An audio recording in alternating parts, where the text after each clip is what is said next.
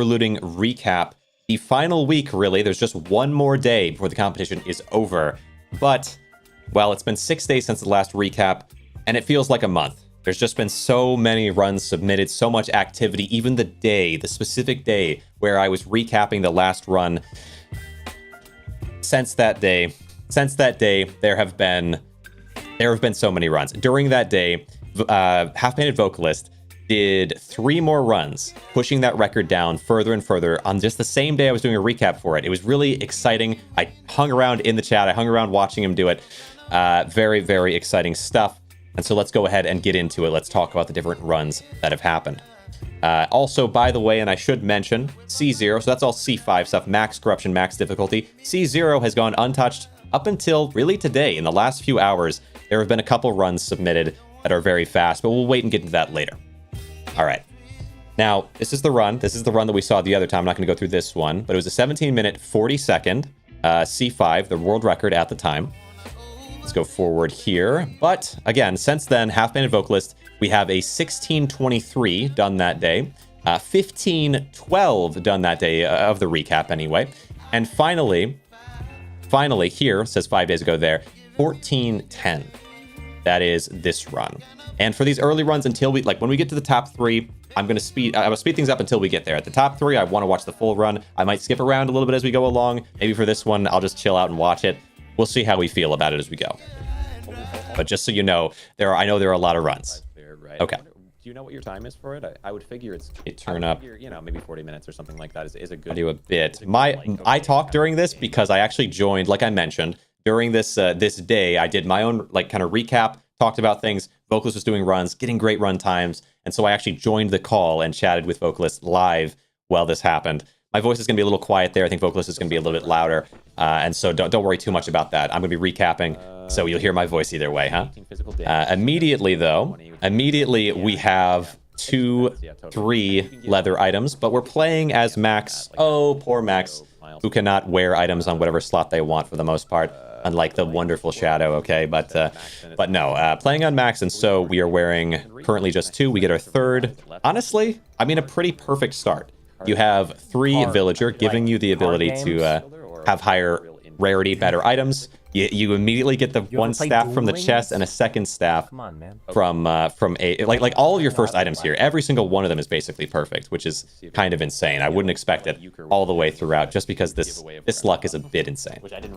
We get Executioner, but also this is a speed run, to be fair, so it takes many runs to find things like this. You get Executioner straight at the beginning, which allows you to attack an enemy, and if you kill them, to send your attack to the next enemy. It's very, very useful to speed up the runs. Getting through basic enemies is super important. Grabbing some thorns. Okay, a thorns shield. I don't know if I remember. Where does EST end? Oh yeah, because the game is running, or because the competition is ending tomorrow, at the end of the day tomorrow, at the end of EST, so specifying that with different runners has been important. We put on the thorns shield. I think it's a good call. Well, I think it's an iffy call because we've lost mana burst that would come from the staff here, so I don't know if I would put thorns shield on there, but I understand the point. Thorns, magic do really, really well together. Thorn, especially in the first area, Thorns allows you to get enemies when they're attacking you, and then when you're attacking them, you can focus on the magic damage. It's a pretty good duo. Plus, if you get 2 Thorns, you can actually have some regeneration, which, again, like so for Shadow or for Magic across this whole thing, you'll notice Magic really, really struggles on having enough HP to survive. Okay. But here we go. There's our Thorns ring. There you go. There's your 2 Thorns, so you can heal. You can see the 15 HP in the top left there. You can slowly heal as you go along here, up to 18. Feels good, an upgrade to the Thorns ring. It's a bit of a tough one, though. I don't know if I love how this is playing out. I think the beginning was fantastic, but one problem with this run right now is that we're not using the blue weapon, we're using a green one. And, well, Arcane is better than Fey for combat, for sure. The raw magic damage you get from a rare is going to be so much higher than an uncommon. Kind of important to keep in mind. We Inception out, bro, recapping the recap. 1410, video says 1414. Oh, is this a 1414? Hold on. Wait, did I grab the wrong one? Let me check. This might be the 1414. They were close enough. Wait, no, this is... Oh, is this... Sorry, okay. I think he also submitted a 1414 at some point, but this is a 1410 that it was timed at 1414 and retimed at 1410. No worries there. Okay, wanted to make sure I wasn't getting us in a rough spot here. Okay. But for these early ones, like I mentioned, so we're kind of seeing how this is building out. For these early ones, I may speed us up a little bit, just because the record runs are, of course, going to be faster, more interesting, more relevant to where we are right now. So we can do 1.5 times speed, but I still think for the first run of the day, it's good to, you know, to get a good grasp of what's going on in the game. So we can see right now we have Executioner. We're playing on max. Executioner allows you to, again, hit an enemy there. As long as you can kill them, you get another attack to the other enemies. Very powerful.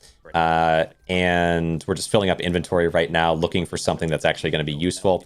And hopefully, I think in the second set here, if I remember right, Vocalist's thought was to go for Advanced Tactics. Advanced Tactics doubles damage when it's not your turn, I want to say, which is Monopoly is a fine game. a little strange, I think Counterattack would double damage for, which is nice, but, and then maybe Mana Burst? That's a weird one, because Mana Burst doesn't count as being, like, your attack, it's this extra thing, but it also seems to happen on your He says he turn. doesn't like RPGs. Yeah, Mana Burst is very strange when it comes to Advanced Tactics, something that I've complained about in the past. It's like, dude.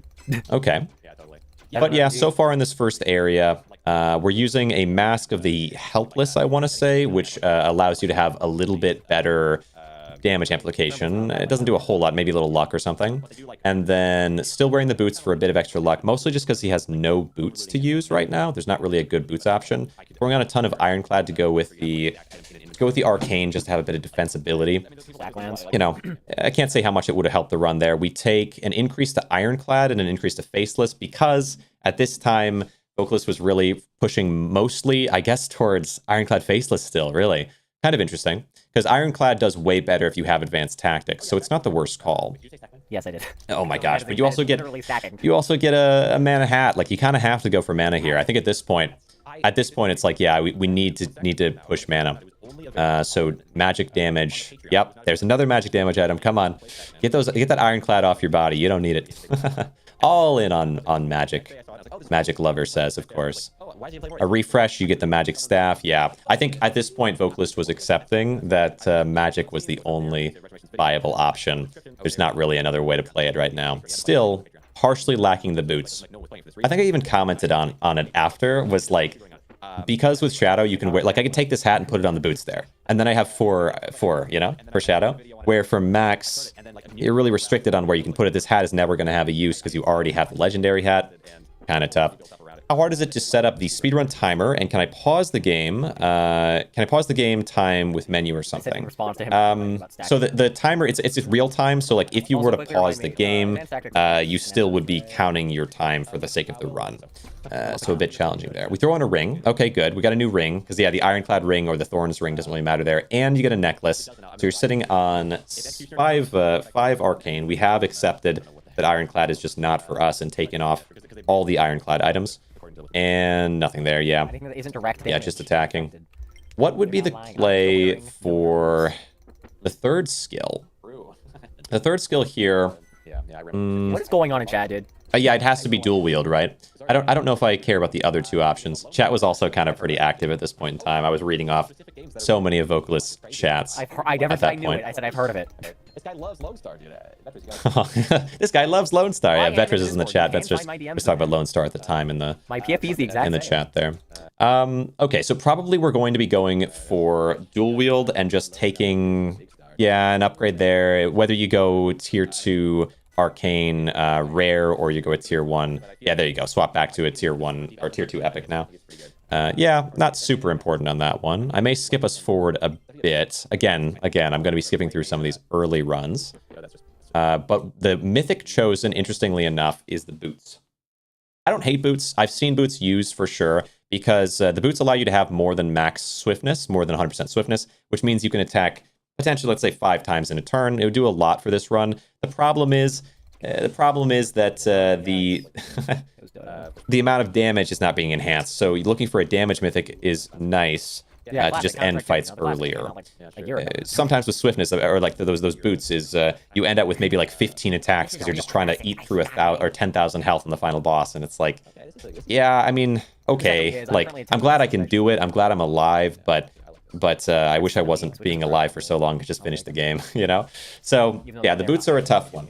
But I think someone else actually has used boots in pretty fast runs, so I don't want to say that they're not an option. We're holding on to a couple different potential upgrades. If we can find another one of the vests for Arcane or Amulet, a ring, anything like that. Especially Pac-Man. I'm still thinking join the competition in the last 2 days.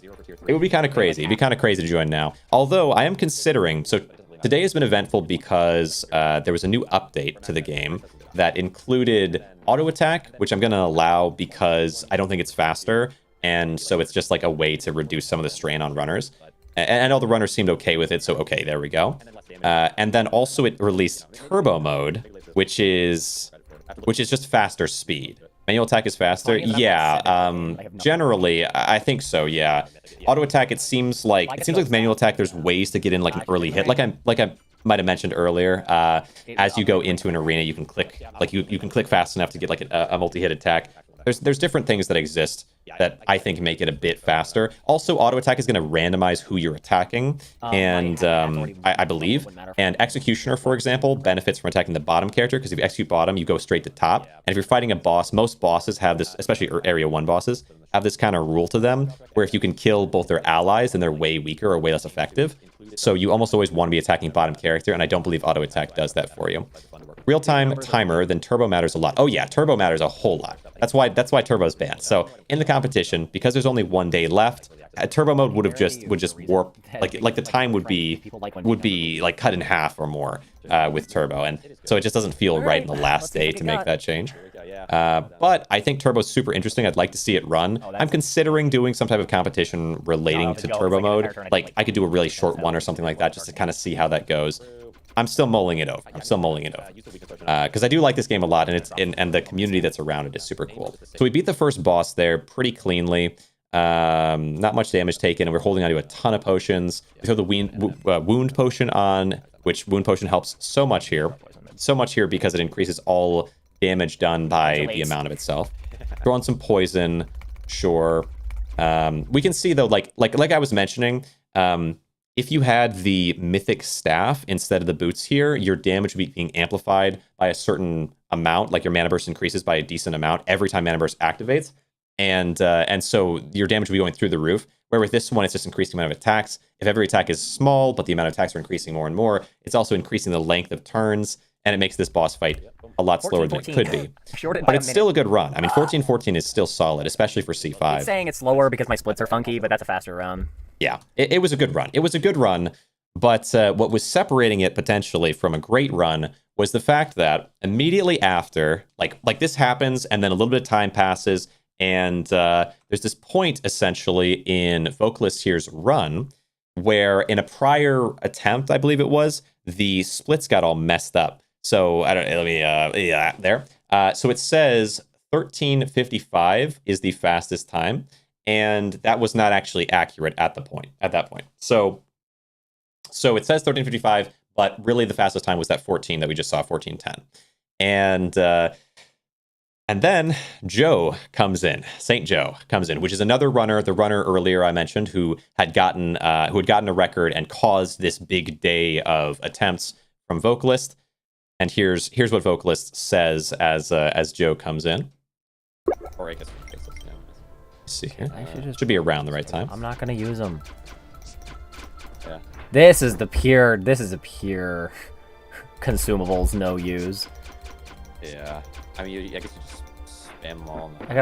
You got a 1408. There. Looks at chat. Like, huh? Okay. Looks at chat again. Wait, you got a 1408? Really? I got a I got a 1408 and was like, dang, you already beat me, because they saw the timer of a 13:55 and were like, oh, okay, well, I just got this new run, and look, it's already Vocalist has even pushed past that, and 1408 is such a big speed boost. But no, the time for Vocalist was like low 14s, got down to a 14:10, then a 14:08 happens, and it's like, it's nuts. So there's a run that is this run, a 14:08. Done by St. Joe, the second run they've submitted. They submitted a 1740 some odd that pushed the time forward by maybe 40 seconds. Then Vocalist does all these runs to push past that, gets all the way down to low 14s, And then swooping in, Joe gets a 1408 that same day. Okay. And which character did we choose at that time? It's kind of crazy. And actually, yeah, funny thing here. If I just you see there that vocalist is actually on screen for for Joe's runs, and you got my lefts and rights are all mixed up from this. You got me over there. There's actually, I think, a little version of me right here too. There's a couple little copies of myself. I think the way that Joe sets these runs up is so funny. Anyway, but here we go. So Joe starts a run. You've got 3 skill options. The skill options are the handcrafted traps, which handcrafted traps are, it turns out, super viable. We were all kind of unsure on how good they would be, but the theory with handcrafted traps is they on their own, not only do they do like a small amount of damage, like 5 damage or something, they also do, I believe, I want to say it's 3 or 5% of enemy max HP, which is a pretty, yeah, we'll get to it. There we go. 5%. It is 5%, which I think was a buff because a lot of things have gotten buffed since the competition started. So 5% of enemy max HP damage, that can be amplified by damage amp and it can be amplified by skills. So I'm sure we do indeed take we take the 5% of enemy max HP at start, like when you enter the combat, which is going to do a decent amount to boss. But you can see here that we've got advanced tactics, which doubles damage done when it's not on your turn. So that will double it up to 10% of enemy max HP. And if you had enough, damage amp, maybe even 20%. Let's say you got 100% damage amp, or even 30% if you had a 200% damage amp. So quite impressive start here. There's even more to it, but we'll get to that as we get there. But yes, a 1408 here. Kind of watch it happen. Haven't seen a whole ton from Joe, so it's nice to see. It's nice to see the way they play, because this is actually a really weird one. I waited to watch a lot of these runs until today. I just want to say briefly here, pausing and saying this, because I think some of the strategies done by different players are super interesting, and I wanted to react to it live and talk about it. So, in the center of the character right now, you have a Darkthorn chest piece. That's the blue that they went for, that Joe went for from Gold Chest 1. I have always said, okay, Gold Chest 1, you take a weapon and you upgrade it at both shrines. And I see people have not done that until more recently. And I'm always like, why? It's so good. This was something that I saw and was like, well, okay, theoretically, this is actually maybe around the same. Like maybe this could work as well. Instead of going for weapons, instead of really specializing in just damage, especially for a defensive build, going for thorns, you could have a lot of thorns damage. See, they attack you to take 7 damage. You've already got handcrafted traps that weakens the enemy for you. So within a turn or so, like as soon as they attack, it rounds over. Very, very clean. So a variation on strategy that I thought was really pretty clever. Vocal split because he got better time. Oh yeah, right. He broke his splits because he got a better time. Yeah, I think vocalist just clicked 1 extra time at some point and got it in the wrong spot. And so yeah, Joe came in and just didn't know. It was such a funny little moment there. But timer, extending competition. I thought about extending competition, but I think it's better because I said from the beginning this was like the time frame for people that have been like, okay, I'm trying to put in all the effort, put in all the time for this, and like they're prepared to be done that day. If it's like, well, I'm just gonna do 3 extra days because of out of our control, the dev, like I don't want that sense of like I really can't do 3 more days. This is the time that I had, anything like that. So just try to keep it as much to the competition span as I can. Let's see. Joe broke vocal split because he got better time. Let's see, vocals on screen. Let's see. V is known to not try funky builds. Or yeah, it's for me. Oh yeah, like I'm known to not try funky builds. Yeah, I tend to kind of stick to what I think works for the most part, and then and this has been a good example for me to kind of see how other people can play the game and whether or not it's viable. Plus glitches found or whatever, like they're working through them as well. I've been messing with glitches a little bit. Like I'm trying to play the game too much myself and focus on what they're up to and so on. But some of these glitches are just so interesting, and I feel like I really want to see how they could work, like what makes them work the way they do. And I'm not the only one. A person I'll be getting into very shortly, I'll be chatting about, has been doing a lot of testing with the glitches as well recently. So I think in the last day of the competition, there might be some major upset in terms of victory. Takeno is spitting in general. Yeah, I think it's just, yeah, the way Kage there, Takeno, is focused on it. I think it has the most potential in my mind right now to cause some major upset in times. Because it's a theory that I've had for a little bit of time. Is like there's some of these glitches that might just really upend everything. But we'll see. We'll see. I mean, maybe it's exaggerated or whatever. Another upgrade. So we're double upgrading the blue. I mean, personally, I would say with shrines, you always upgrade a blue. That's my running theory. Or blue or higher, you never upgrade a green for any reason. And so I think this is the right call. Like if you're upgrading greens, you're in such a bad spot that yeah, it's not worth thinking about really. Like, I mean, I suppose the only situation where maybe you could upgrade a blue, and look, I mean, look how clean that was with Darkthorn. Very nice. A refresh here, yeah, and then we take. And honestly, I would have taken the mask, but I think Joe would now as well. The ring there gives like 20%, maybe 30% damage amp, but the mask gives 50. So depending on what you're kind of going for, I think it makes more sense to take the mask. But anyway, where was I going with that? Yeah. Oh yeah. The amount of time that could be cut down is it's hard to know for sure. Read all that. Kind of spinach. Yeah. Yeah, got their yearly vacation full for this month for competition. Yeah, true. I mean, I'm sure people wouldn't mind playing a bit more, but it could be the case that someone maybe like they're going on a vacation like after this or sometime, and they're like, oh, I could fit this in, and then it gets extended, and they had a really good time. Like, well, if it didn't get extended, I would have gotten first. You know, I just don't want that complication on my conscience. Okay, and we are going Ironclad. I think Ironclad makes a whole lot of sense. I think Thorns also kind of does. So right now, the running theory, or like what we're working with right now, which I think is pretty smart. At the time, I hadn't seen a lot of defensive builds done this way. Usually, honestly, well, usually with Vocalist, for example, at the time, the build was to go for Ironclad Faceless, because Faceless gives damage amp. And instead, we're doing Ironclad Thorns, because Thorns benefits from double damage on not your turn. And so the amount of Thorns there, look at that 66 damage in Area 2 is really, really high.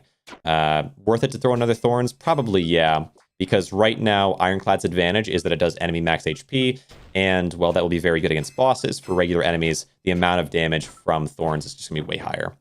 Way higher. Take another mask there. It's funny, we see the Fey Vest in that moment. I don't think the Fey Vest is at all viable for this build, but it's just kind of funny to see it, because it's for a long time, it was pretty central to other builds. We'll get into how that's kind of changed more recently. I might do double speed for a bit here, since I think Area 2, we're just kind of clearing through enemies via Thorns for the most part. We take Easy Path. You know, the funny thing with Easy Path 2 is, if you think about it, like the math on it right now, Easy Path is reducing their health by something like 20 or 30%, which is getting them down a good amount, and then the traps are getting their health down by another. It's 5% doubled to 10% plus 30% here of that. So it's like 13%. 30% increase to that 10% is 13%. So 13% of their health is being lost with this, and presumably 20 to 30% is being lost from the sign, maybe even amplified by 30%. It's tricky. It's tricky how some of these things work. Like whether damage amp impacts the sign or not, I don't know for sure. I've heard that it does. I just haven't tested it myself. It doesn't come up with my build or strategy. Okay, hold on to Ironclad. Holding on to Ironclad. A funny thing in watching other people play the game, as I've done over a span of time, is like the way that they set up their inventory is so different from how I do. I think I've mentioned it before, but like Vocalist will have, and also like look at Joe here. He's got all of the important items at the bottom, the unimportant items at the top, outside of potions, which go to the top. I don't know the logic exactly of why, because in my mind, like, I'd like to have this stuff at the top so that I can easily swap it onto what I'm using, and then I like to have potions at the bottom because that's kind of naturally where they go after taking them. Like once my inventory kind of fills up, right? Because you tend to get them a little deeper into runs. What do we got here? So also using we're in 4 Thorns, I guess just for the sake of the Thorns damage, because this weapon it gives regen, which I guess can also do little bits of damage. Regen or lifesteal, I should say. Lifesteal with Thorns. It's a little underwhelming in my mind, but it does do a little extra damage. Oh, that was weird. Hold on. So we got rid of the Ironclad Epic. I think that has to have been a mistake. But okay, it's a speed run, right? So you're under a lot of time pressure, and I'm playing this at double speed, so it seems like an especially fast choice. But still, it is what it is. Got rid of the Ironclad mask there. I think it was probably the wrong call. Healing potions, and we don't go for big Ironclad in this fight, which I do think is interesting. I wonder if Thorns is still faster, because although their health is high, it's not the 10,000 at the final boss. Interesting. We're putting on the the Scythe. So the Mythic Scythe, what that does is every time you kill an enemy, it increases damage amp by 1%. If you get up to, let's say, 100%, how you doing, Vocalist? How you doing? That was his split background. I know, it's so funny. It's so funny. He's got you in the background, and then he's got me in the bottom corners or edges of the screen there. Super funny. So yeah, we're getting a bunch of damage amp from this Scythe. We're up to 81%, but keep in mind a good portion of that is actually coming from the ring that he's wearing right now. So, but by the time you reach the boss, you get enough damage amp from that. And then you can swap off the Scythe, I would assume. I don't know for sure if he does or not, though, because he's already got 6 Ironclad, which is all you technically need at that point. You're the furthest away from the character slots and still beat... Oh, come on. But it is funny. Still beat Vocalist. That's funny. But yeah, it's the way that other people set up inventory is always kind of interesting to me. Is this where he beat me by 2 seconds? I know. Yes. And I just showed the clip, or I guess it was, yeah, the stream, the portion of the stream, whatever, of you being like, you got a 1408? Like, it's a kind of a funny moment. All right, let's slow it down a little bit as we reach the boss here. I'm speeding up these runs just because they're not in the top 3, but I still want to show them. I think they have a good part of the story to show here. Okay, skipping through different things here. Yeah, personally, I would be looking for the faceless mask, the legendary, and trying to put that on, ideally instead of the current crown, and then just put on the Ironclad sword. That's probably how I would go about this to keep our 6 in Ironclad. I do like. Actually, how do I feel? Okay, wait. How does he have 2 Ronin? Oh, he got 2. Oh yeah, he got 2 Ronin from boss rewards. He got faceless Ironclad, and then he got no. Wait, how can that be? I guess he must have gotten Ronin Ironclad and then gotten faceless Ronin. It has to be. He doesn't have any other Ronin on right now. Weird. Yeah, because this is saltwater. Very interesting. Let's see. Yes, Mask of the Endless. Yeah, I had to say the mask, the faceless mask. I don't need to know the names. Okay, I guess it is good. Is it the Helpless? Is the green one? I feel like the only one that doesn't matter at all is the Epic. The Epic faceless mask is the only faceless mask that I can't see ever mattering at all, because it's like crit chance or something instead of damage amp. Where I'm pretty sure the Helpless mask, the green mask, is I think it's luck and damage amp, something like that, which are both viable, both helpful. All right, so we're getting close to the boss fight here. We're using, again, 6 Ironclad. We're using still the Scythe. The Scythe isn't doing almost anything for us, but I suppose it has a bit of damage to it. Wait. Are we all mega dumb right now? I'm sorry, but I've literally never seen anyone do this. Have you done this before, Vocalist? I waited to watch this run. I've never seen anybody do this. I feel like the dumbest person alive. He just hit the enemy before the start of combat. That's crazy. I'm like blind. I've never seen that. That's so interesting. Like that's got to be a solid decrease in time. He hits and it starts combat, which allows them to counterattack. And with that time, you can use that's crazy. All time, but only for normal fights. Yeah. I mean, well, you can get like the early hit in, but in that boss fight, the animation takes so long for them to properly show up on screen to start it. So I wonder if there's just like a frame or like a few frames there where you can actually hit boss before it like stops you from doing it as the animation happens for them to come into the screen or something. Because I don't know. I feel like I would have tried it. Or, I don't know. That's crazy. But really well done. Yeah, really well done. And again, 2 interesting components to that. I remember at the time, the fact that he's even using thorns that deep into the run was really fascinating. And then additionally, like that, I mean, wow, that's sure something. So that was Joe's run. And every time Joe comes in, there's of course always some new, like it's some like sudden, like, whoa, wait a second, event. And that was a big one for sure. So yeah, doing it there is huge. The multi-hit or the early hit options have always existed, but for that boss fight, that's probably, it's at least a few seconds, you know, at least a few seconds. Handcrafted love, true. Love to see it. Yeah, 100%. And yeah, it works so well with it. And I should mention, the last thing I didn't mention was that Bloodlust. So we already talked about handcrafted 5%, boosted by an additional 5% because they were doubling it. So 10% damage on the enemy immediately. And then by Bloodlust, another doubling. So that gets you from 10% to 20%. And then by damage amp, another 137%. Mostly we're going to say that's boosting us up. Doubling again. So that basically puts you at 40% of enemies max HP at the very beginning of combat. in theory, and this is what I was talking about, in theory, you could have that faceless mask on and get that up another 20% or so and be doing like 60% of the enemy's health every time they attack you, and just put on the Ironclad Sword here. But we just didn't see faceless mask, and you don't always see it. So it is what it is. Okay, but that's Joe's run. It was a pretty eventful, pretty exciting thing when it happened, because it was like on the same day that Vocalist cut down the time by like what, 3 minutes? Well, it cut down his time by like 4 minutes, but cut down the record by like 3 minutes. And then at the very end of it, it's like, oh, by the way, 1408. Just ridiculous. And then something like the last week, if you were here for last week, at the very beginning or very early into the last recap, I said this.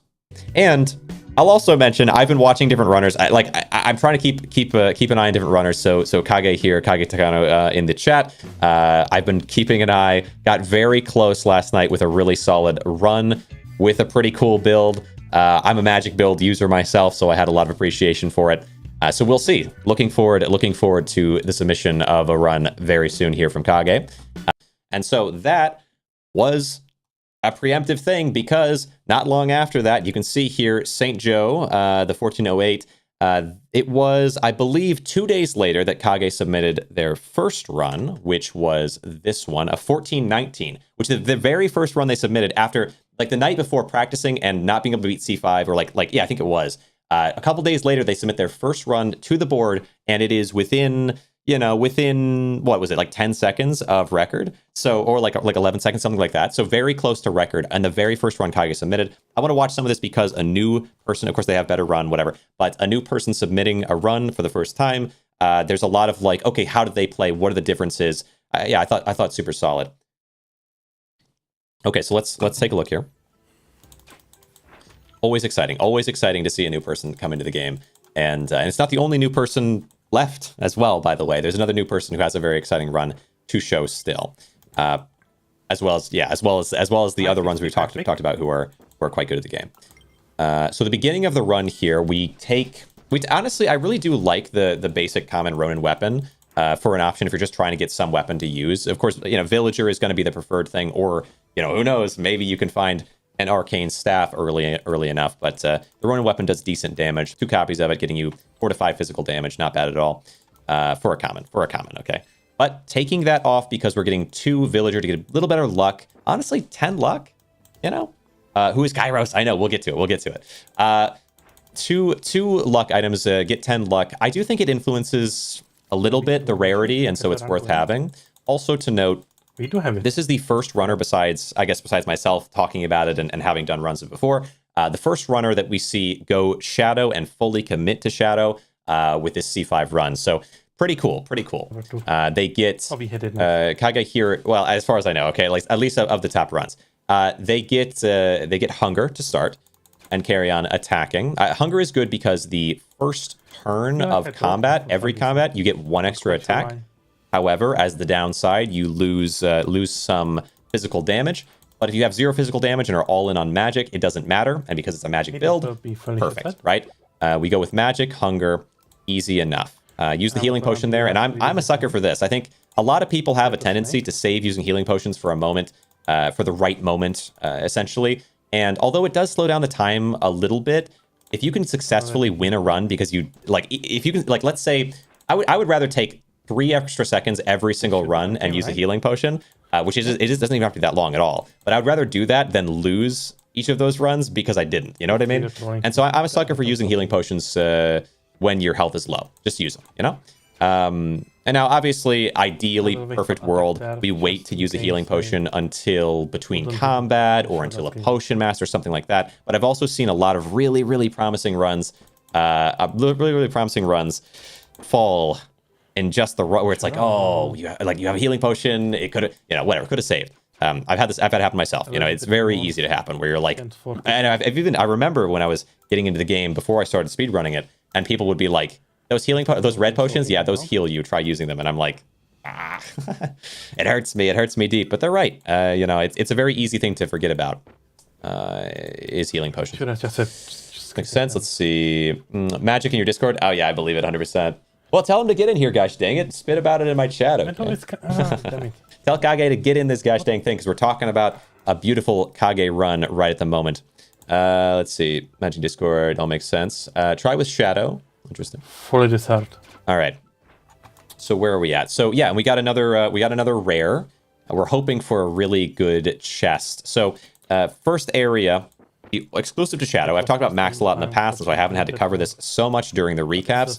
But in the first area, second area, and third area, the second gold chest is one rarity higher than it is for other characters. The advantage there is massive because by having a guaranteed rare, was that the guaranteed rare there?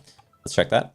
Yes, that was the guaranteed rare. You could get a for your build. Let's say you can recycle it one time, refresh it, whatever, and have a high chance of getting an epic in your chosen set type, which is going to keep with you for the whole game. Especially, how you doing, Kage? Especially if you're playing Shadow. So Shadow's advantage of being able to put a thing on any slot is like, let's say you get an epic from chest 2, gold chest 2 in area 1, and then later on you get a legendary of the same slot type. Like let's say it's an epic chest, like in this case, you get a legendary magic chest piece, and you're like, okay, well I guess I have to use that now. You just wasted the epic from earlier. You don't have to do that here. You could have it all lined up. You got your epics, you got your legendaries, whatever's the highest rarity of all three. So very, very nice advantage from Shadow there, in my mind. A little bit understated, personally, just because Shadow's other advantages are so strong. People usually talk about those. Okay, I'm sorry. I love Shadow. Okay, what can I say? Anyway. We're getting, look at that. Okay, adept boots, right? So we've got, we're able to upgrade the hat there, and now you're sitting at, what is this, 4 pieces of arcane gear. Very nice. You have a face staff to go alongside it, and 2 swiftness Sylvan headpieces, right? That's swiftness, or is that counterattack that those give? I think it's swiftness. Maybe it's both. It might honestly be both. No dodge, so the counterattack is kind of falling on deaf ears here, but that's okay. We got a refresh here. We take arcane, thank goodness. If you don't get arcane there, I mean, it's not like the run's over, but my goodness, it's so much worse. You need both of them to be arcane to really have a fantastic run. Let's see, what are we saying in the chat? Oh my goodness. Mute that fool you're watching. I don't mind it, okay? What's up, yo? Spit some facts about magic. So you're stealing my content yet again. Well, this one was the big, like last one was just like a screenshot. This one we're going all in, all right? They're here, but I told the tale of how I had mentioned your runs, and then only like 2 days later you submit this one within 10 seconds of the record at the time, which is super impressive for a first run, especially considering, again, only a couple nights before we're trying to finish C5 and then, beat C5 for the first time. No pressure, no time pressure. Now we're getting within 10 seconds of record. Very impressive turnaround. Okay, all right, what to take there? They're here. Yep. Welcome, Kage, though. I do appreciate you. No, how... You can listen to that guy, fair. Slots are the only thing going for Shadow's passive at max RNG. What do you mean? Okay, guaranteed... Like, the odds of getting 2 maxed out mythics are so, like, impossible with any other character. You're not gonna find 8 mythic items, all of the ones that you want with any other character. But with Shadow, you can guarantee two max level mythics. I mean, how could you possibly, you couldn't overstate the importance of that. I could have a max out staff and a max out luck ring, get 113% damage amp from that, and get insane base mana burst to start the fights. Like, yeah, I don't know. I'm just saying. Nice record, by the way, vocalist. Yeah, true. Let me take this, please. Okay, but I'm missing the run. Okay, I'm missing the run. I'm getting distracted. I'm getting baited. I'm getting baited by Shadow slander right now. Okay, so hard path. Yeah, hard path at the time, which is so funny because I remember I was very hard path pilled myself for a long while. I think when I started doing runs properly, it didn't take me long, though, to be like hard path. Like, what are the advantages? Honestly, you never see legendaries from it, really. Like, we took hard path here, we get another epic. I might have gotten that epic anyway, and often I do, so I just pass on it. The speed increase from easy path is nice, and the lack of legendaries from hard path, which is what I feel it should give you, is just too painful. But again, like, everybody was doing hard path for a while, so it's very fair. Thank you. Let's see. I was close when I was like 6 seconds behind you, lost like 10 seconds after reviewing on random BS, and game glitching, but the new record I haven't come closer to. Everyone was crazy lucky, fair. But I mean, yeah, getting close. Okay, is a big deal. Like at the times we're getting to now, it's definitely very competitive. We're just far worse than the one I got recently. Fair. It's fair use. And I don't mind as long as I'm credited. This is from Kage, just so you know. Okay, wizard hat there. Okay. So yeah, now you're just kind of saying, ooh, do you want to take off? Okay, thank you. I was gonna say, do you want to take off 6 arcane? The extra mana burst there kind of guarantees the fights. And we also have the Sylvan Boots. Sylvan Boots, honestly, I don't like them. I don't like them. I'm sorry. I don't like them. I prefer the Fey Vest if I'm going to have to use dodge counter, but I do notice other people using Sylvan Boots, and honestly, I probably should just look really closely at the stats and realize that I'm 100% wrong. But if I'm not mistaken, don't Sylvan Boots only give 10% base dodge chance? If I'm wrong on that, if they're 15%, maybe I'm sleeping on them, or maybe 12% or something. But like I don't think. About anything Let me pull that up and see as we go. An upgrade to the Magus, always good. Need better magic. Okay. Yeah, the convenience of this, and I've talked about it a lot in the past, and I'll talk about it a lot again because it's fantastic. Okay. Convenience of this website where you can scroll and find anything you're looking for on the game Overlooting when doing speedrunning and even just playing the game. Amazing. Fantastic community contribution. Now let's go ahead and look, though. If I do, absolutely, that would be all stats, all rarities, all sets. Let's do, it'd be Sylvan. The Sylvan Legendary Boots. They have a base 12% dodge chance. Yeah, exactly. I think Sylvan Boots are unviable for being dodge focused. I mean, they're not bad. Swiftness counterattack is pretty good. I like the swiftness, but I find that the swiftness, because let's see, the max here 27% dodge, 27% swiftness, and decent counterattack. Compare that against where's Sylvan? This would be Fey, the Fey Vest as only an epic. 35% dodge chance. It still gives a little swiftness and better counterattack. Yeah, I think the dodge is more important. But again, like this was an old run. I'm just saying that I think I've seen this in like really good runs from people even faster than this one, where I'm like, I just don't get it. Why are you using that? Because it's legendary. But if you get it, you get it. That's also something to consider. Maybe that's the reason. If I was aware of the multi-attack glitch here, man, this run would be bananas. Yeah, fair. There's your Ever-Shining Diamond. I love that ring. Are we going to max it out? I wouldn't be surprised. We'll see. Frankly. Yeah, at the time, not a big fan of the luck ring, which is funny because I think actually Kage became the most like diehard luck ring really good thing, where I was still doubting it, and then I was like, oh wait, I get it. All right. Once I compared it to the Faceless Mask, actually the Faceless Mask also, Vocalist is the biggest diehard Faceless Mask, and Vocalist is 100% right. The Faceless Mask is one of the best items in the game. It is crazy, but the ring is also really good, and you can't have both. So it's a fair point that they're super good. But there's a lot of things that I underappreciate at different points. First C5 record, I think we all have it. I mean, the shadow is super rare to get a good run with, and so on. Stuff it was so funny as well, like to me. So I think we've all had our kind of silly thoughts about this doesn't work, that doesn't work. The ring is great, the Faceless Mask is great, and shadow is great. My first C5 win was record. True. Crashed on Discord with some BS on magic. Oh, tough. What I'm saying. I'm thinking that Cult Epic Staff might be the best start you might get, and it's worth carrying till the end. Thinking that a Cult Epic Staff. Yeah, it is actually really good. I think that's been an understated one. I've tried to make the point, maybe not so successfully, but like I've chatted with vocalists and like just generally had the thought for a while of like the first occult staff is good. The damage is good and has bludgeoning, so like for magic, it's pretty nice because you can kind of avoid enemy attack because you have no real advantage in the early game from enemies hitting you, and then survivability is kind of solved by it for that reason. Even though it doesn't give a ton of bludgeon, it still is nice. The second occult staff, I think the damage is better than all the other magic weapons, isn't it? Maybe I'm wrong. It's at least competitive, right?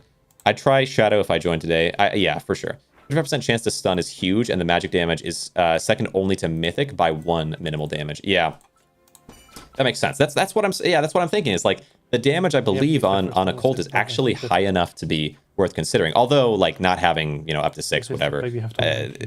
Oh, what do we have here? So we have the luck ring. We did max luck ring. I'm assuming have we done second shrine already? Did I miss that? No, I think second shrine is still coming up. Yeah, so we maxed out the ring here, so you get your guaranteed mythic maxed out with shadow. I'm just saying RNG be because it's not like RNG is a big thing, but you're not going to find 4 rings. Like you're just not going to. You could maybe find 2 rings and then upgrade them one time, but that's like crazy luck involved. And if you do that, you're not then also going to find 2 staffs and get the upgrade on that one. Like it's just not going to happen. Shadow can do fashion class, therefore bottom tier worse than Liz. Liz might have big potential. I've been saying it lately, and I believe it. I believe it's true. I have took a little bit of, Hard path is just worse. I agree. Yeah, slower for not good. Yeah. a little bit. Might be some value in it. I don't mind being pushed to the bottom of the leaderboard, but Vocalist getting his run just so deadly. Yeah. Oh yeah, that was. My run's beatable. Okay, gosh dang it, my run's beatable. We'll see. We'll see. But it was funny. It was funny. So freaking funny. Absolute cinema. Yeah, I spent a lot of time on the editing for that, particularly because like, I wanted to not do runs myself, and I had experience before the start of the month, and whatever, right? Like so I wanted to not do it, but then it was like, okay, I did it. I have a record. If I don't share it, maybe runs never get as fast as they could get if I did share it. So I have to share it. But how do I do that in a way where I feel okay about it or feel right about it for myself? And it was like, okay, well, here's kind of a way, right? I can spend a ton of time like edit this, put this together, make something cool, and try to include stuff for like understanding of the game and just be very public. It felt like it went well. I think here, maybe this is fine. This is probably a good call. We upgrade the staff. Yeah, because we have the hat. I mean, personally, I might consider upgrading this hat and replacing that one instead of upgrading the staff here. Maybe that's the wrong call, but I like the mana burst increase that it would give. Because but going from tier 1, tier 2 to tier 3 is a really big boost. So maybe this is the best call. Yeah, that's fair. I lost so much time this run. Fair. Taking it sucked. I'm sorry. I tried to do it in the best way that I possibly could, besides maybe just not posting the run, which I had considered, like waiting to post until after the competition, but it felt, but also I feel good about it as well, because when I posted it, my concern, like part of the thing I was thinking about at that time, we are on the final boss, was like what would allow people, like what would get most interest in people like continuing to run the game, you know? I think that worked out well. Okay, so boss fight here, we're going with some potions. Okay, we chose the rage and invulnerability increase, which I think is reasonable. This enemy does such low damage. It is kind of interesting, and if you have any dodge counterattack, it's a good opportunity to just kind of mess them up. But look at that! Look at all that counterattack. Yeah. Go. Yeah, we're like, hold on, wait a second. What time is this? Yeah, right. Yeah, very good time. Very good time. And as a first run ever submitted, we have this one. It was just fantastic. A fantastic run submitted by Kage there. But it is not the only run submitted by Kage. This was not the end of the march at that point. We're sitting at this point in third place, but not by very much. And when this came out, it was like, okay, Kage submits their first run, third place, but it's like by 11 seconds. It's only like what 8-9 seconds from second place. And they're all within like this little frame of like, okay, from anywhere from 1408 to 1420. That's how tight the times were, with 3 different runners all at that level of skill and experience. And so very exciting. A lot of conversations going on at the time. This was uploaded 3 days ago. Shift to the next one. This one, 1351, also by Kage, breaking the record and getting to first place, uploaded the next day. It's like, whoa, okay, crazy. But before we get to that, and we will get to that very shortly, that's a third place run, so we're going to watch it all the way through and really think about this one. Before we get to that, C0 earlier today, had 2 new runs submitted, one from Joe and one from Kairos, a new runner who has never submitted a run before, sweeps in, kind of like Joe themselves, actually, sweeps in out of nowhere and takes a record for the C0 time. So yeah, very exciting, very, very interesting. I want to see how they run. I have no idea. Like this one, I have just no idea how they're going to play it. I've never seen this player play before, and it's also in a different language. So we'll see how that manages. I'm very curious. But Joe first, we'll go with Joe, got the second place, or current second place for C0 at an 11-minute 8-second, which is really pretty fantastic because I gotten previously, I spent tons of time working on specifically C0 to get below 10 minutes. Most I would argue most really fast runs, you get everything you need, but they don't have some great game breaking huge thing. Probably sitting around 12 some odd minutes. Maybe you get you got War Magic or whatever. But then a little better than that, maybe you're sitting at 11 something. Getting 10, even just around 10 minutes. Would be wild. So this 1108, we're sitting in that sweet spot of this is a really good run, must have been played well, all these sorts of things. So here we go. But run math on mana burst versus mana damage versus damage amp. Yeah, there's some trickiness to that for sure. Not sure if Arcane 6 is the best. It may be better to run different sets. It might be, because the one extra, like you get a little mana burst boost thing, and there's the one extra hit of mana burst, which is really important, I think, for the staff, but yeah, it's arguable, I suppose. Arcane 2 for one extra MB is worth investment, totally, yeah. 3 to 5, maybe not, yeah, maybe just 2, and then you go like tons into damage amp. I'm not sure. Is more than likely worth it. I think so, but like like the end stage, is it possible you just go 2? Because like technically from the staff you get a ton of mana burst anyway, so do you really need the mana burst to come from Arcane? Yeah, hard to say. Assembling it costs you 2 minutes. It may not be enough to say justify, yeah. Swapping it on when you have it is worth it though.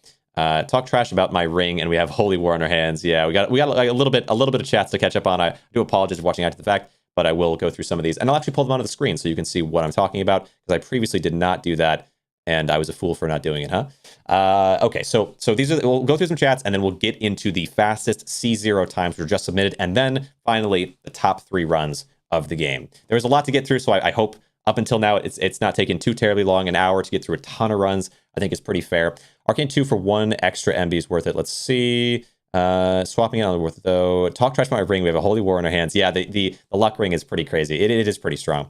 I lost PB by rolling ring trying to get staff. Yeah, staff is so nice, but if you can't find it, ring is good. Good, but mask is easier to level and gives a faceless point. Yeah, the mask was better than the ring, but you could have both.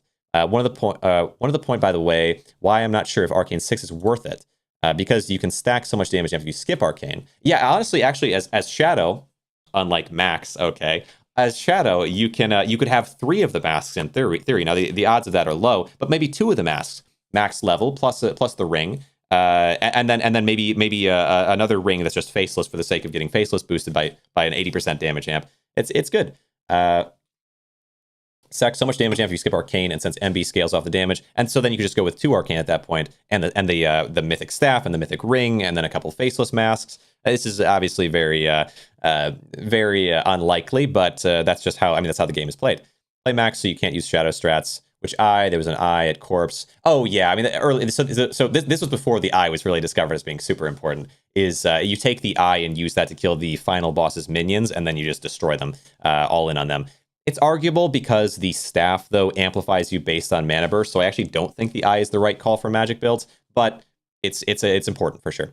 I think eye speeds up boss since it kills his minions. I'm not sure I'm following a mess of the skip here. Didn't know I could have saved 2 to 3 seconds. You're not taking that on Shadow Imo. Yeah, I kind of agree, Kage, there.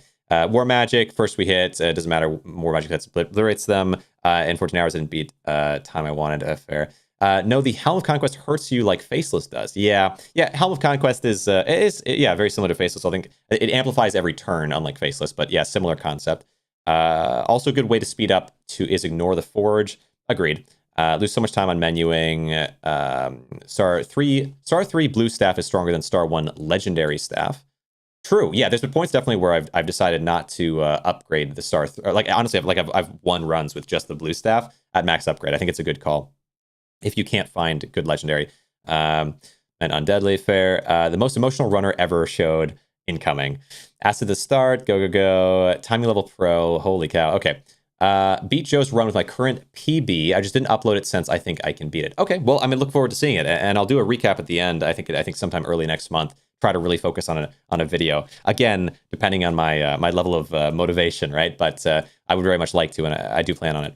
Upload it, get second place. I think my current PB is about 11:35 or something. Yeah, crazy. I'd love to see it. Cairo's like me, for real. Takes that 1 hour, 9 minute run off the top 2. Need to get in. Yeah, Cairo, yeah, coming to the very end. Very cool. I have some standards of my runs. I don't upload every PB or so. I think the run can be beaten anytime soon. I like to opt and wait a bit. Still didn't upload. Yeah, I know you have some runs that we're waiting on to see. Comp ends in 2 days, though. My chicken in the oven. Okay. Before competition ends is a good time to upload my final PBs. Even casuals are beating the game like 30 minutes before. Yeah, I've got my hour 10 minutes behind as in reading chat. Yeah, here we go. It's the fastest run in all categories. Don't say that. It's an hour off in all categories. What do you mean? Okay. Anyway, we get back to it. So those are all the different chats and things.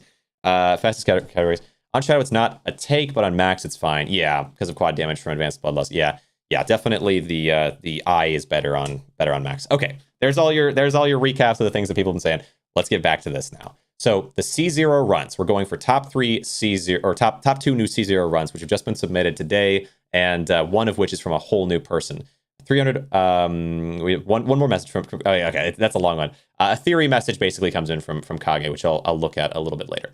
Time Sally to test everything I want. Yeah. There's definitely some possibility of using Arcane with a tons of damage amp. I agree. All right. Here we go. Here we go. All right. Oh yeah, the odds. Yeah, Vocals and I have had tons of conversation about the odds of getting the perfect run and whatever. They're so low. Like the odds of getting like a good run are so low. But it happens more often than it feels like it should. Or maybe we just shut brain off and run for hours, and then it happens. Like, oh, that was easy. Hard to say which one's the truth. So Joe with the 1108 C0 run starting with this weapon, this Ronin common weapon. As I mentioned before, I think a really good one to take at the beginning. 2 to 3 damage. It's similar to other things, but it also gives some swiftness, I believe, or bludgeoning. I don't know. I think it has okay damage. Usually with commons, there's certain ones I never take, and that's kind of always been on the edge, but I actually think it's pretty decent. All right, so we start with Axe. I am not a big fan of Villager Axe. I understand the concept, and if I saw it, I'd probably take it. But Villager Axe is one of those things where it's like, okay, I'm only keeping Villager for so long, and so if I can't really use it very realistically against the boss, it's not very viable. So it's always up in the air with Villager's Axe, because it's 5 to 10 damage. And that range is the bottom of that range is a bit low for me. It's okay. Same with same with the what's that weapon called? Where am I going? Oh yeah, the saltwater blue weapon is also like, it's like 4 to 7. It's really bad. So tough. Gotta run. No time to hang out. Sadly, it's 7 p.m. Fair. I have to make practice runs in the night. Yeah, fair enough. I appreciate Kage coming around very much. I hope you enjoyed my reactions to your runs and my thoughts on them. All right. But anyway, so yeah, we're sitting with the Villager Axe for a little bit extra damage. It was the best blue option we had there, and going with some swiftness. We've got Arcane Boots on. Personally, I would have kept the Villager Boots on just because Arcane Boots only boost like mana bursts and stuff like that. So you don't have a magic weapon, and therefore you can't use them. Do take the green uncommon tier 3, and it is something that gives a ton of swiftness. I think, or is it dodge? It gives dodge. Okay, that's a bit rough. If it was swiftness, it'd be huge. Dodge is okay. Green and counterattack. Okay, yeah, I've always shifted from doing green or uncommon. I'll say blue or rare. I shift between them, but because the well specifies uncommon, I figured I'd say it there. So yeah, we are playing Shadow as well. I think Shadow for C0 makes a whole lot of sense. People have always said Shadow makes sense for C0, but Max makes sense for C5 because it's just harder and he's more consistent.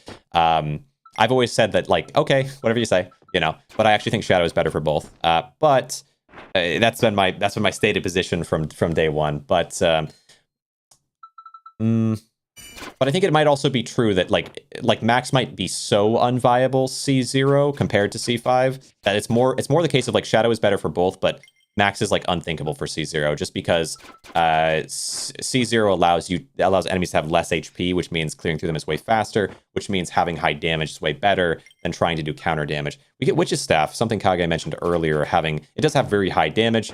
Apparently, yeah, very, very high damage.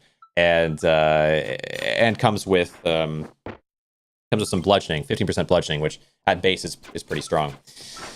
Potions is by far the worst choice for time, but I still always take buff. Yeah. I mean, potions is bad. I think the buff is interesting because it has this possibility, and whenever you're speedrunning, there's like this, there's this RNG thing of like, okay, what if I just happen to get something that's super strong? I personally, I would say for a magic shadow build, the strongest thing you can get is regen, because it means you don't have to consider regen. I know there's a lot of talk of like the theory of what if you just happen to get the best items and therefore can ignore everything, but I think there is a slowdown that often happens where you're either using potions or you're using or you're putting on thorns or something just to try to make sure you have enough regen. And so by getting one regen, you do curb a lot of that. The buff from the well. Let's see. Max just has more options. Buff from the well. I love the new update. It actually shows you what you got from the well. Like it goes green. Oh, that's awesome. Yeah, I suggested. I mean, whatever. But I suggested that when the game came out, I want to say, or maybe it was actually in like the demo. But it's not. It's not #1 priority or anything. Of course, There's a lot of things from the game they want to develop first, but it's cool. It's cool to see that actually becomes a thing, because it's always been something that would have been nice. So you're leaving. But hey, listen. It's okay for Kage to chill out of come in and out or anything you want to do. So yeah, we get the crown there. The crown is actually interesting, not for this build, that's why we throw it away, but the crown is interesting for like potentially interesting for Ironclad build, because it can give you so many extra guards. And in area 2, the problem with Ironclad build generally is that you just don't do enough damage to boss 2, because you don't have usually you don't have enough damage amp. You know, faceless mask, max upgrade, whatever, or sometimes you don't even have you don't even have the doubling. Hopefully you have advanced tactics, but sometimes you don't. And so I've seen a lot of runs fail in area 2 because they have only a few guards and they don't have enough damage amp, and so that guard stuff happens, takes down the health a little bit of the boss, and then they just have no solution from there and they just pop, right? So it's a big problem normally. So the crown, I think, gives, I want to say one, I thought it gave like 3 guard. I thought the crown gave like really, really good guard. So yeah, some potential use for it. It would be, where would it be? Oh, I guess I could just do guard here and scroll down. It gives 1 guard at base and 3 at max, which, I mean, 3 max guard though is good.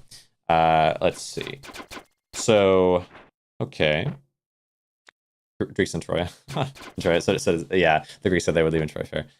Me leaving often means me doing dailies in the games. Like, yeah, Kage plays a lot of like mobile game type things, I think, or gacha games, which is fair. Easy path. So we go in with, okay, so we're going in mid area 2 with 2 staffs, both upgraded once. One of them being the arcane staff because it's just kind of the best we have, and one of them being the mythic. Which is upgraded 1 time, good call, and upgrading it again, yes. You always upgrade staff with priority, at least. You know, there's a chance to upgrade like the faceless mask or the mage hat, but base damage, like, actually, I think it's usually the best call to upgrade a staff even over those, because the base damage done is so important. Any damage amp, any mana burst increase, any of that sort of thing, well, those things are useful. They all proc off of that base number, which is usually really low. So if you can increase that in any kind of substantial way, it should take big priority, like almost every time priority over every other option. That's just my feeling. Holy cow. Okay, there you go. Yeah, you get it from second chest with this guy. I mean, what can you say? It's Shadow. You get a legendary staff chest too. It is what it is. Wow, nice. I mean, obviously it could have happened from the boss run 1 reward, I suppose, but still, it's very good. And you throw on the hat there. That makes sense.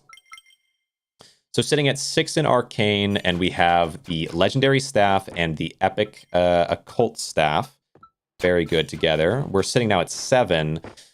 There is an interesting thing when it comes to sets and odds that happens where it feels like not only by wearing a set do you have higher odds of finding items from that set, but the more items you wear in that set also raises your odds. Because I remember Vocalist ran and had all 8 arcane, which was well, we can cut to the chase and just say that it was a losing a losing run. Because yeah, 8 arcane, while powerful, is usually not going to be survivable. You need something in there, but still, it was cool to see, because with 8 arcane, we got like every single drop. I want to say like 1 or 2 in like all of area 2 didn't have arcanum. Every other one had arcane. It was crazy. So like very, very big advantage to. What do we get here? Sylvan Boots. If it was the staff, I think this could have been an even crazier time, right? The staff would have been huge. And if it was staff, you kill, you open chest, you skip immediately, kill, like just all the way through and max out that staff. Instead, it's the boots again. It is what it is on the boots. They're okay. Fair enough. I have to go. But if you're still live in 3 hours, I'll be back. All right. Well, I appreciate you, Vocalist, for coming in very much. I doubt I will be in 3 hours. But maybe I'll chill out with some casual streaming after the YouTube stream, whatever, on Twitch. Okay. Yeah, so yeah, going very well. Unfortunate not to get the mask there. What do we upgrade, though? I guess you have to upgrade the Mythic. It kind of has to be. Thanks very much. Yeah, see you around, Vocalist. You probably have to upgrade the Mythic because the Mythic is... Yeah, like everything else, if you upgrade the staff here, although the staff upgrade would be really important, like I mentioned, and T3 is nice, you get a double upgrade here, so you sort of might as well use it on something stronger, and hope to be able to use get the Mythic staff in the final chest, final gold chest or second gold chest, and use that the upgrade on that. So yeah, looking for shrine upgrade on the boots. Holding on to a ton of potions. Unfortunately, not a single wound option in there. Wound is really good here. Yeah. Don't really need to hold on to all those potions. It is what it is. We're not going to toss them because it just doesn't make a difference really. But yeah, take the staff. Ooh. I think that's a mistake. Yep. And we swap back. That's kind of what I was thinking. Okay. Yeah, now that's interesting. Is it better to have a tier 2 or a tier 3? Ah, weird. Okay, let me look at it while this is going on, because I actually don't really know. Hard to say. All stats we do. Let's do magic damage. So the epic witch staff at max is 17 to 27 with 35% bludgeoning chance, which is good. The legendary is 17 to 23, so it actually has less damage but has mana burst 68. Because of war magic, it might be better to use 2 of these staffs. Oh, we also got rid of it though. Yeah, I think the higher damage that it provides, but probably, yeah, whatever. Either way, it's better once we can take the dodge chance increase on that. Maybe that's worth it. Once we can get, but on C0, I don't know if it. I think you don't need it. I personally would probably just put that vest back on for the better damage. You're not taking any attacks up until the boss, and at the boss, you just clear through them via damage. I really don't think you need the dodge here, but I could be wrong. It's a lot of dodge, 35%. It's the strongest in the game, as I mentioned, 15% plus, maxed out. Well, no, wait, actually, but the boots are giving you some dodge, so this thing maybe is only 27% dodge. Yeah, I think I think I would go with the mage here, but upgrade to the boots. Yep, that's the right call. That makes sense. I was going to say, yeah, I don't see you upgrading the worn wood staff from tier 2 to tier 3. It's such a waste of the potential of shrines with this character. Immediately they go down, you've stunned them, you have another stun if you need it, so yeah, I think it's better to have the slightly higher damage with the other staff and to keep on the mage's robes. I just suppose you have maybe a boost to swiftness, base swiftness, if you go with... Wait, is there swiftness on that vest? Maybe a little bit? Yeah. I think that was it, but... That wasn't... Yeah, it was good. It was good, 1109. Yeah, a very solid run. There were some, I think, towards the very end there, but that's the nature of it. Like, I made a lot of errors in my very end, because you don't get to the end very often, so you're just kind of, like, once you get there, you're like, okay, deer in headlights, like, what do I do? But this is good. We thought the competition, any competition at 5 a.m. is a good idea. Well, it's midnight. It's midnight for me. I wanted to avoid having it on Halloween at all, because I think it would eat away at my conscience a bit. If I'll have to check VOD, fair. I think it would eat away my conscience just a bit if I were to have done it on Halloween, and then someone's like, oh, instead of going with my family or going and doing whatever it is that you want to do on Halloween, I'm going to sit here and grind this game because I need to have world record. I'm very close to it. And then they don't get it. And then they're like, yeah. So that would have been too much. So I was like, okay, no, let's just have it on the 30th. What time exactly does it end? So the time span for it starts, hold on. Let's go here. It starts right as soon as Outer Forest disappears. Before this shows up, there's this like frame of blackness in between. But like the very first frame that Outer Forest is gone. And then we skip forward to the end. It ends probably right here. It ends the very first frame that the health bars are gone. There was a weird example where a health bar popped back up after, but it's like the health bar from the last enemy killed, I think is specified in the rules. Thankfully, I just by happenstance, I specified that at the very beginning of the competition, because I was looking at it and I was like, this is wrong. I'm in the competition. What time is... Oh, does it end? Exactly. Midnight EST tomorrow. So the 30th at 12 or whatever, midnight Eastern Standard Time. Okay, so now that run, that was the second place, but today, earlier this very day, 4 hours ago now it'd probably be, a new run was submitted out of nowhere by someone that I have never seen before. I just crazy out of nowhere. Kairos. So Kairos here submits a run for C0, a time of 10 minutes, 36 seconds, and 60 milliseconds. So 10 and a half minutes. Really interesting. Really interesting. Was just very much not expecting it. And you can see as we enter in here that each character, Le Hombre, has some differences to them, huh? So Corruption 0, and we start. And I will say, thankfully, Vocalist was able to get to me about the update to the game before almost any time had passed, and I was able to reach out to all the runners and see how we feel about it, like what should be allowed, what should be disallowed, and get that situated. It's just very nice. End of the 30th, what PST? Just convert. I'll on Discord I'll send you, I guess, but just convert EST to PST. Just look up midnight 30th EST to whatever that's PST.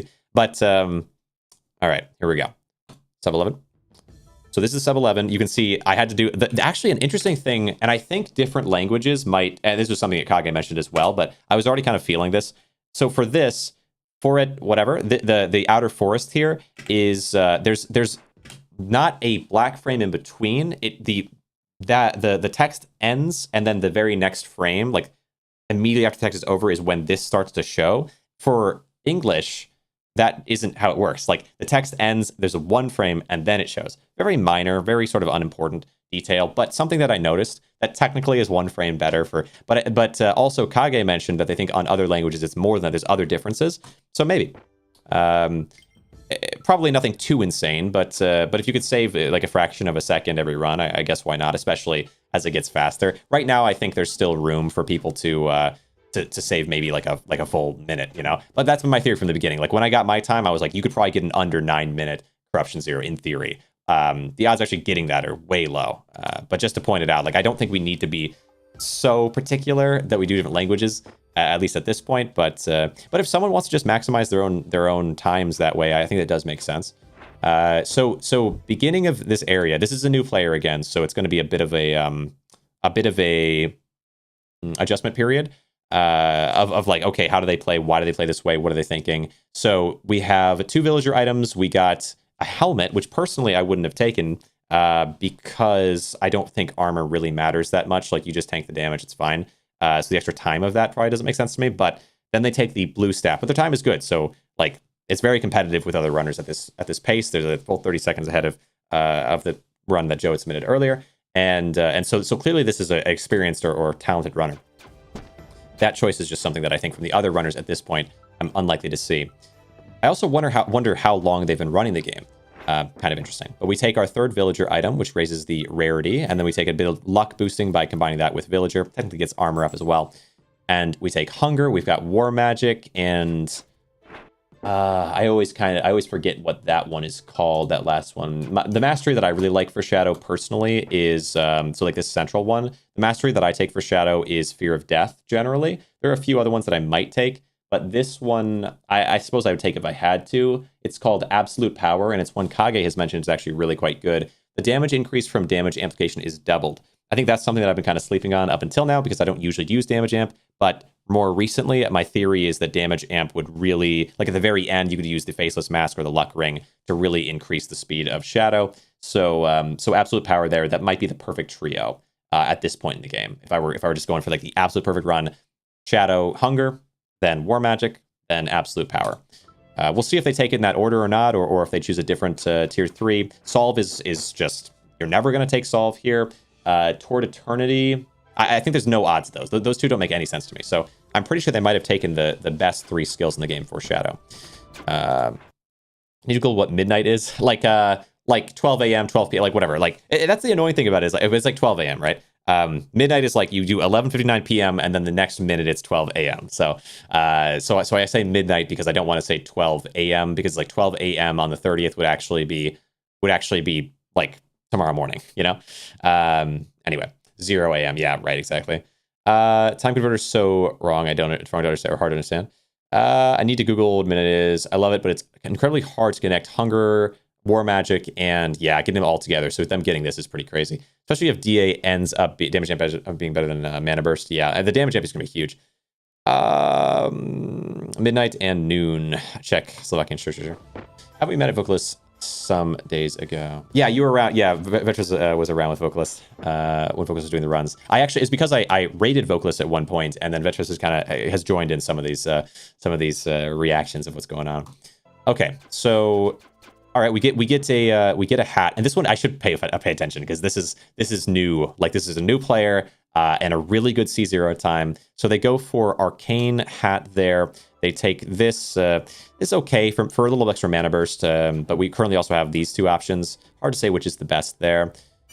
I guess as long as you have this much in Arcane, we're okay to just keep going Villager. We didn't take the staff there, which I think was maybe a mistake, but we're playing fast enough that mistakes are going to happen.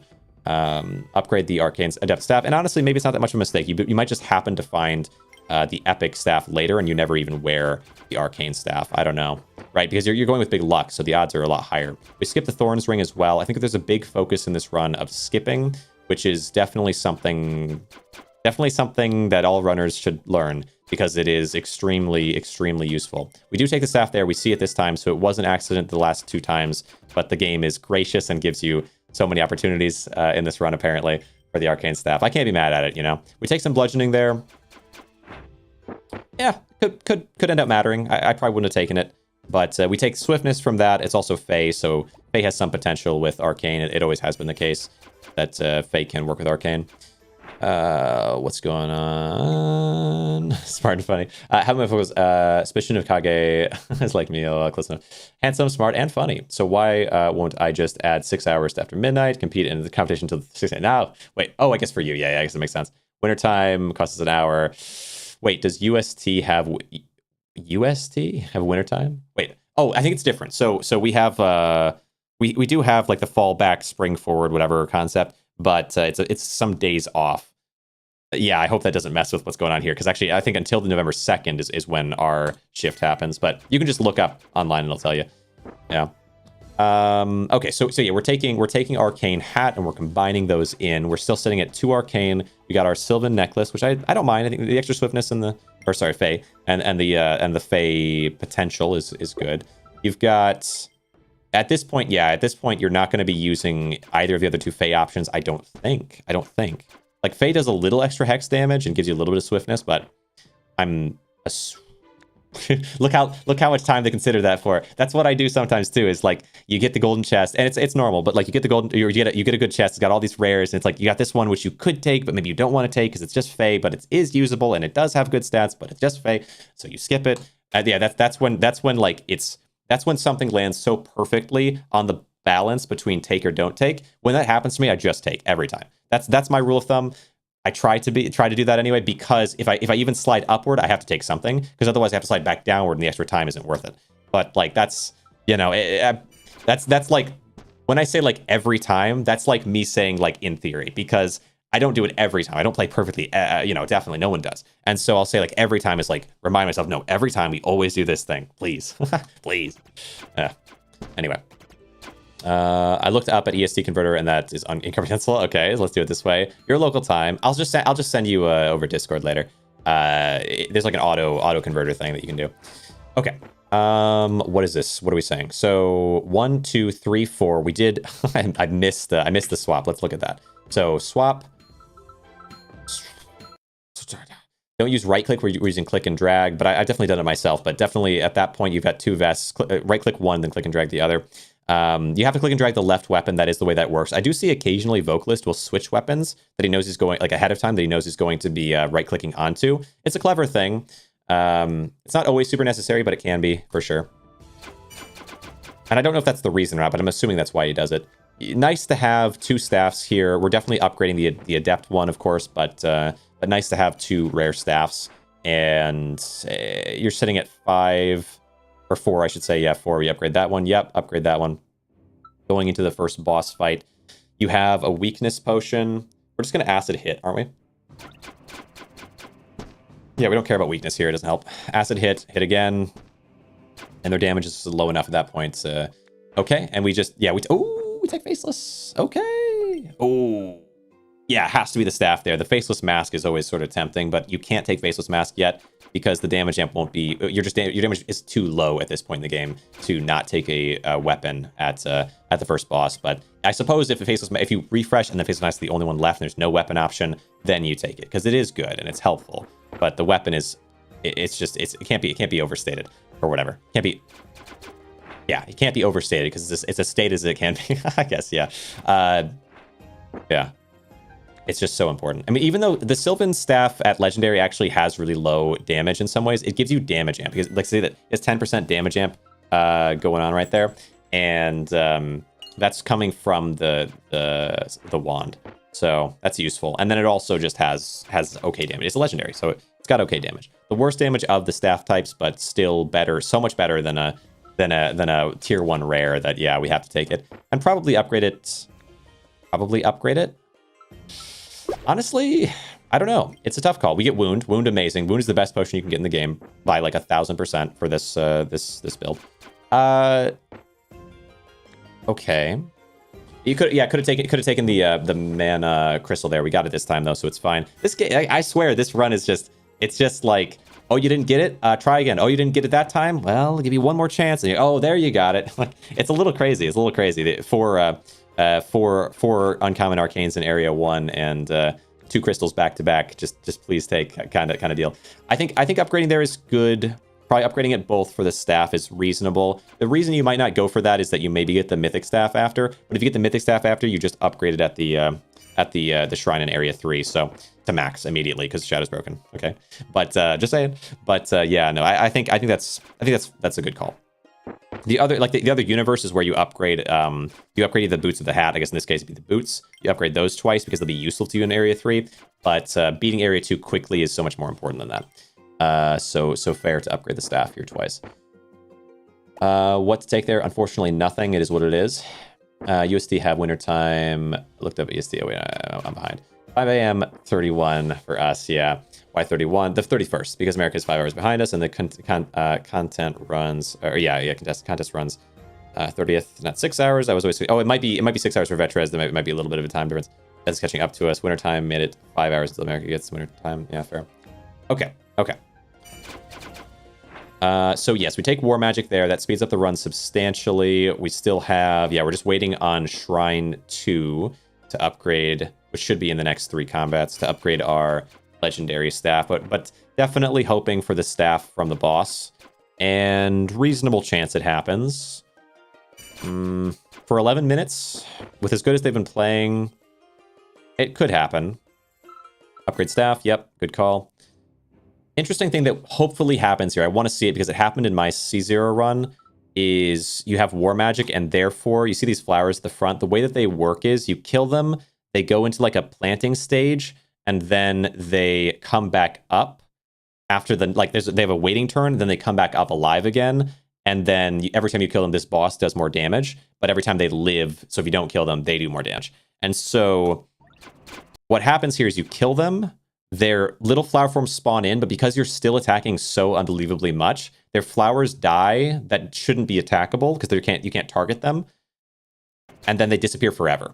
And so this guy's damage maxes out at, I guess, 12 by 2. I thought it was 14 by 2, but I think for me it was 14 by 2. But anyway, they max. Oh no, it's 12 by 2 because bosses do slightly less damage on C0. Yeah. Than when I was playing my C5 run. Sure. All right. We refresh and we do get the staff. I was going to say, I feel like if we're sitting at around 7.5 minutes, we're going to go for like an 11 minute. I feel like you probably have to get the staff here. If you don't get the staff, your damage is going to be too low in area 3 for you to maintain pressure, because enemies' health goes way up in area 3, I should say. Let's see. Time for us to get wintertime. Maybe Slovakia isn't wintertime yet. It'll be 6 a.m. Fair. Okay. Yeah, we got that staff. Yeah, good. Don't put it on yet.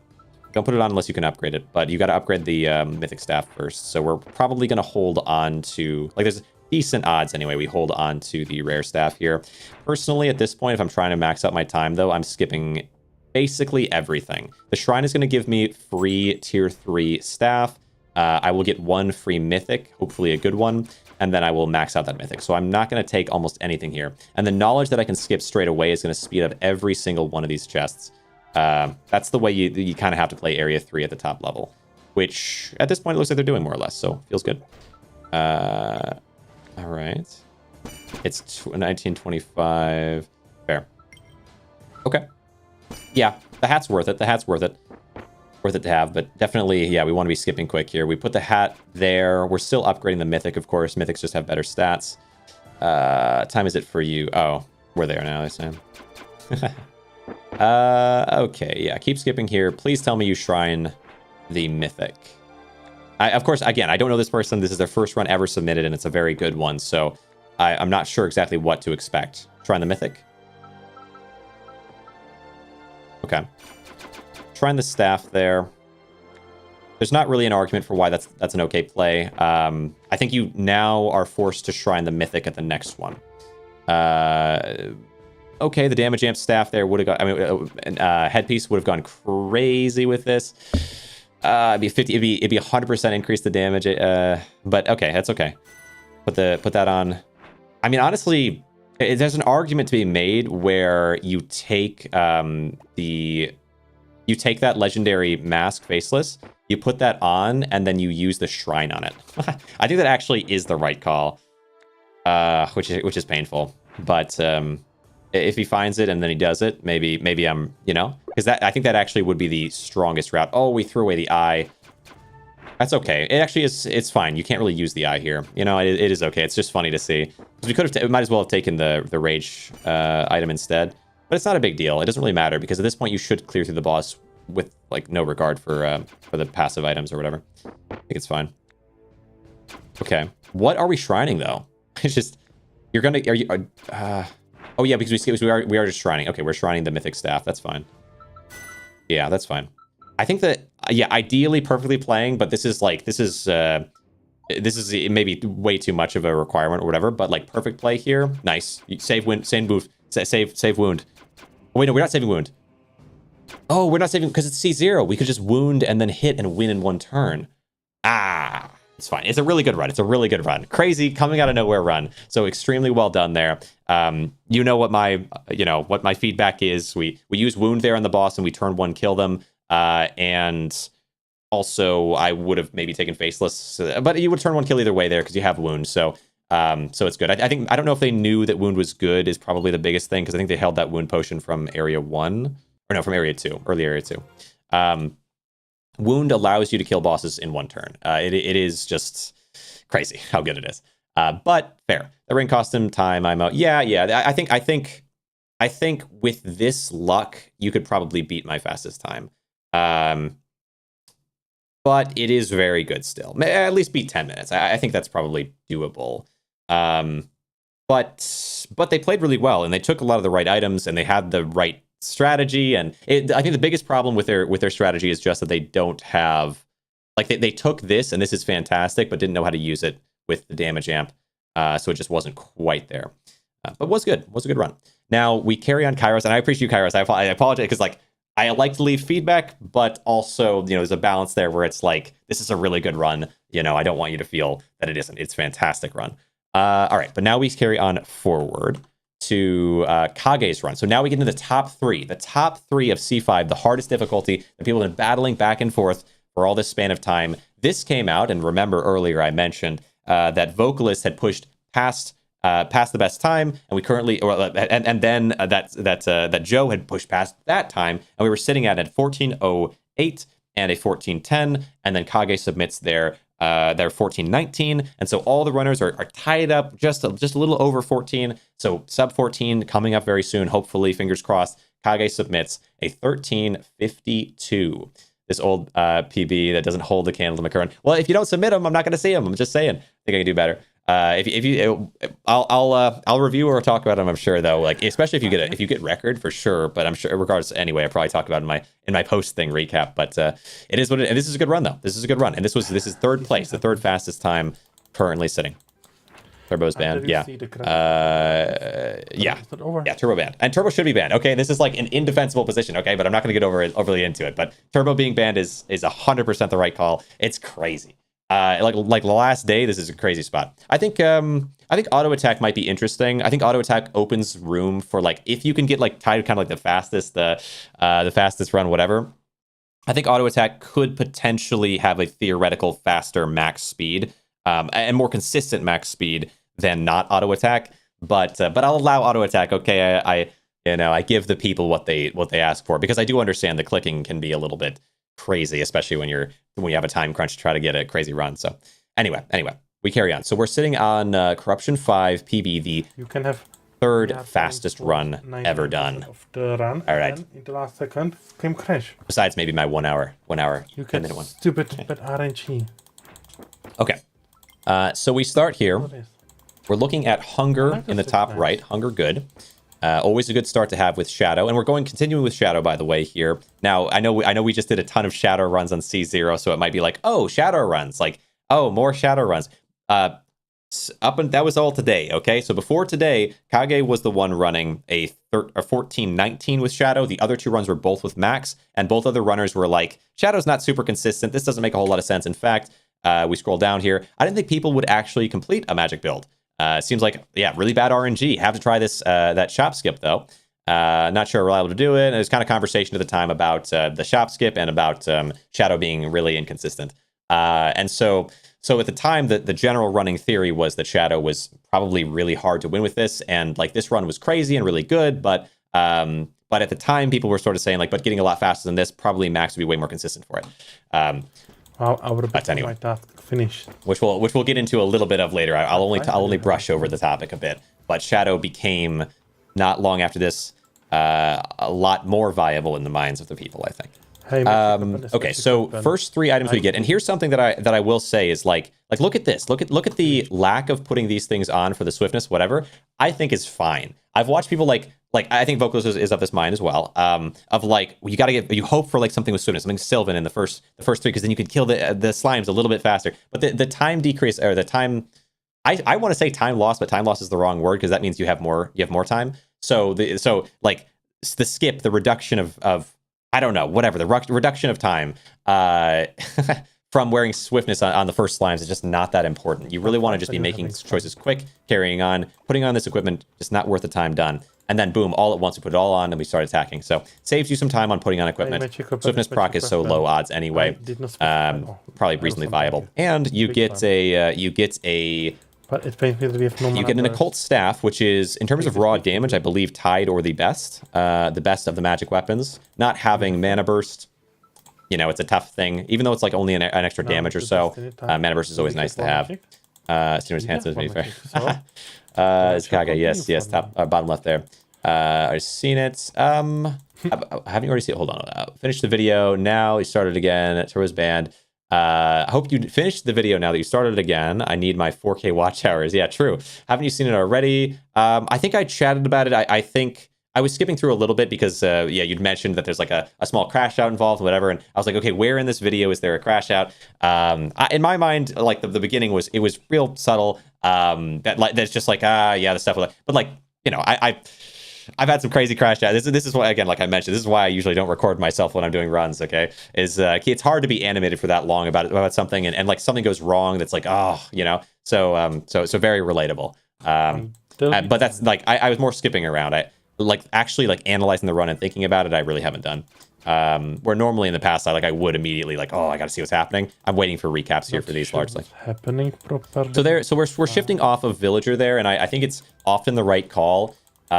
This is like a thing in the game that has existed from the beginning of its like always been here, is how, like, not just for speedrunning but just in general, is how much do you want to have Villager on, because Villager does less damage, does less defense, does less everything. It's just all about luck, and so although that's kind of nice for a bit better items, is it really worth holding on to Villager for however long to just try to get that slight boost, or do you just want to go straight into combat and try to speed through it, or whatever, just ignore Villager entirely? Because Villager is the only, it's the exclusive, outside of Saltwater, but who cares about Saltwater, okay? Villager is the exclusive viable set of items that you can use to increase your odds of finding better things. There's also, technically, additional to that, there's an epic Royal Sword that has good luck on it, but by the time you get that, it's not important. Like, by the time you get that, you're going to be in Area 2 anyway, where you get epics kind of for free, and then legendaries and mythics, like, it just makes, yeah, there's no reason to use that sword for the luck particularly. But it has decent damage as well. Yeah. Hanso, let's see. Nevium. Oh, lots of words. That's like Slavic accent. Slavic crash out. I need to see it. Eating this. I think it's okay. It's fine. What do you mean, gosh dang it? I think I'm being heard just fine over top of the clicking and the game sound and the chatting. Okay, so we're sitting now with 2 Arcane, which allows you to get the 1 extra proc of Mana Burst. And also, by having Arcane on, you get a little Mana Burst to have in the first place, because, again, Occult does not have Mana Burst at base, making it extremely important after getting the Occult Staff to find Mana Burst. We take the Villager Staff and we put it right where it belongs, into the Forge. Fishing. Wait. Oh, you did all. Okay, I was going to say, did that happen without you doing all? I was like, I swear, okay, so this is Forge Skip. I almost missed it happening. Holy cow. This is Forge Skip. So what happens is you open here, 1, 2, 3 items for a forge, forge 1 time. 1, 2, 3 items for a forge, forge 1 time. 1, finally 2, and 3. We hit forge, and then we hit exit. When you hit forge on the last time, it triggers the game to understand that we need to go to the next area. When you hit exit on the and in the forge, it triggers the game to know we need to go to the next area. So what does it do? Went to the next area. Went to the next area again. You see that, like that subtle little slide that's happening there? We went forward 2 areas instead of 1. That's forge skip. In terms of viability in a run, it may not be super viable, but it's really cool to see. It's a glitch that works so well. It makes so much sense with speed running. So really nice to actually legitimately see it in a run. That's crazy. Anyway, yeah, very, very cool. I appreciate you for having that in your run, Kage, because otherwise I don't, yeah, like the odds of it happening, because usually we don't use forges all the way through.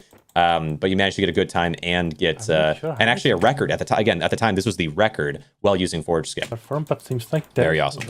Is that forging costs time and you need items. Yeah, is that forging costs time and you need items to spend for it? Yeah, just getting the items costs time. True, instead of skipping. And if you are to forge for maybe epic, a cold staff, true. I think area 1, the best forge situation I've ever seen happen for myself anyway was area 1 from the second forge. I was able to get a legendary woodworn staff. That was like, okay.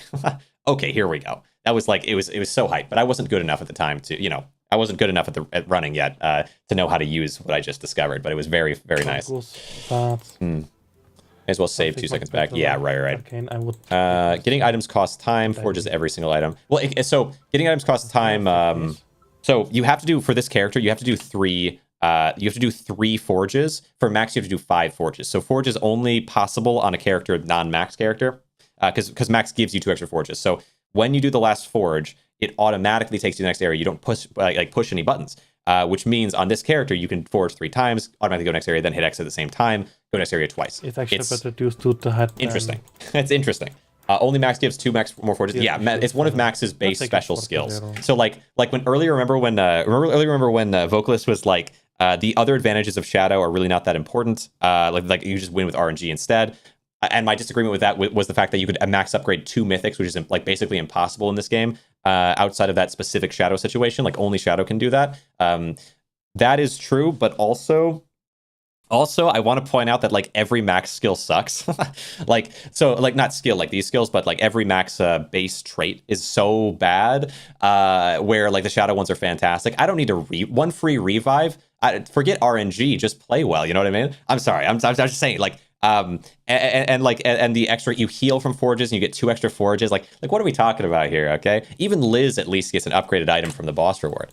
That gets 5 upgrades. Yeah, you still need items though. Yeah, true. Yeah, 5 upgrades. Just so many upgrades. You could never do forge skip on max. Not that you should really do it on Shadow, but like it's potentially possible on Shadow, and so I kind of wonder about it. What are we talking about here? So. Sometimes you have to lose time to gain time. Right, yeah. Only max... Yeah, there's a possibility that you just get crazy luck on it, though. The forges, it's not that they're impossible to make work, and because Shadow can do forge skip in a way that works, kind of cool. Okay. But, so like, for example, if you hit exit twice at the forge here, that won't work for you. You have to put in, this is 2, and then 1 more after this for this to work. Oh, but we don't get it, right? Okay, cool. So in that case, we can't do forge skip because we got an item that was too important and only have so many items left to work with. So it's not going to be realistic for us to. The only way this could have happened is you forge, I guess, the ring. You put the ring in and then the other 2 items, and then you forge and exit. You get to skip 1. Probably the best option there, but again, it's a speed run. It's hard to, in the moment, like, oh, okay, I have to switch to this strategy now. Because, like the poison from the ring is not going to be important. A little luck is okay, but that's like... we're already doing forge skip, so it's not like we're playing like peak perfect possible anything, because forge skip, as awesome and funny and cool as it is, and popular at the parties, it doesn't really doesn't really work for speed very easily. So the items, unless you just happen like you did here, actually, like unless you just happen to get something really viable, like getting this arcane staff, then getting an upgrade to it. We've got a really nice arcane from it, so the forge was kind of worth it there. Hard to say because our time is sitting at 4 minutes 50 something for boss 1, but reroll.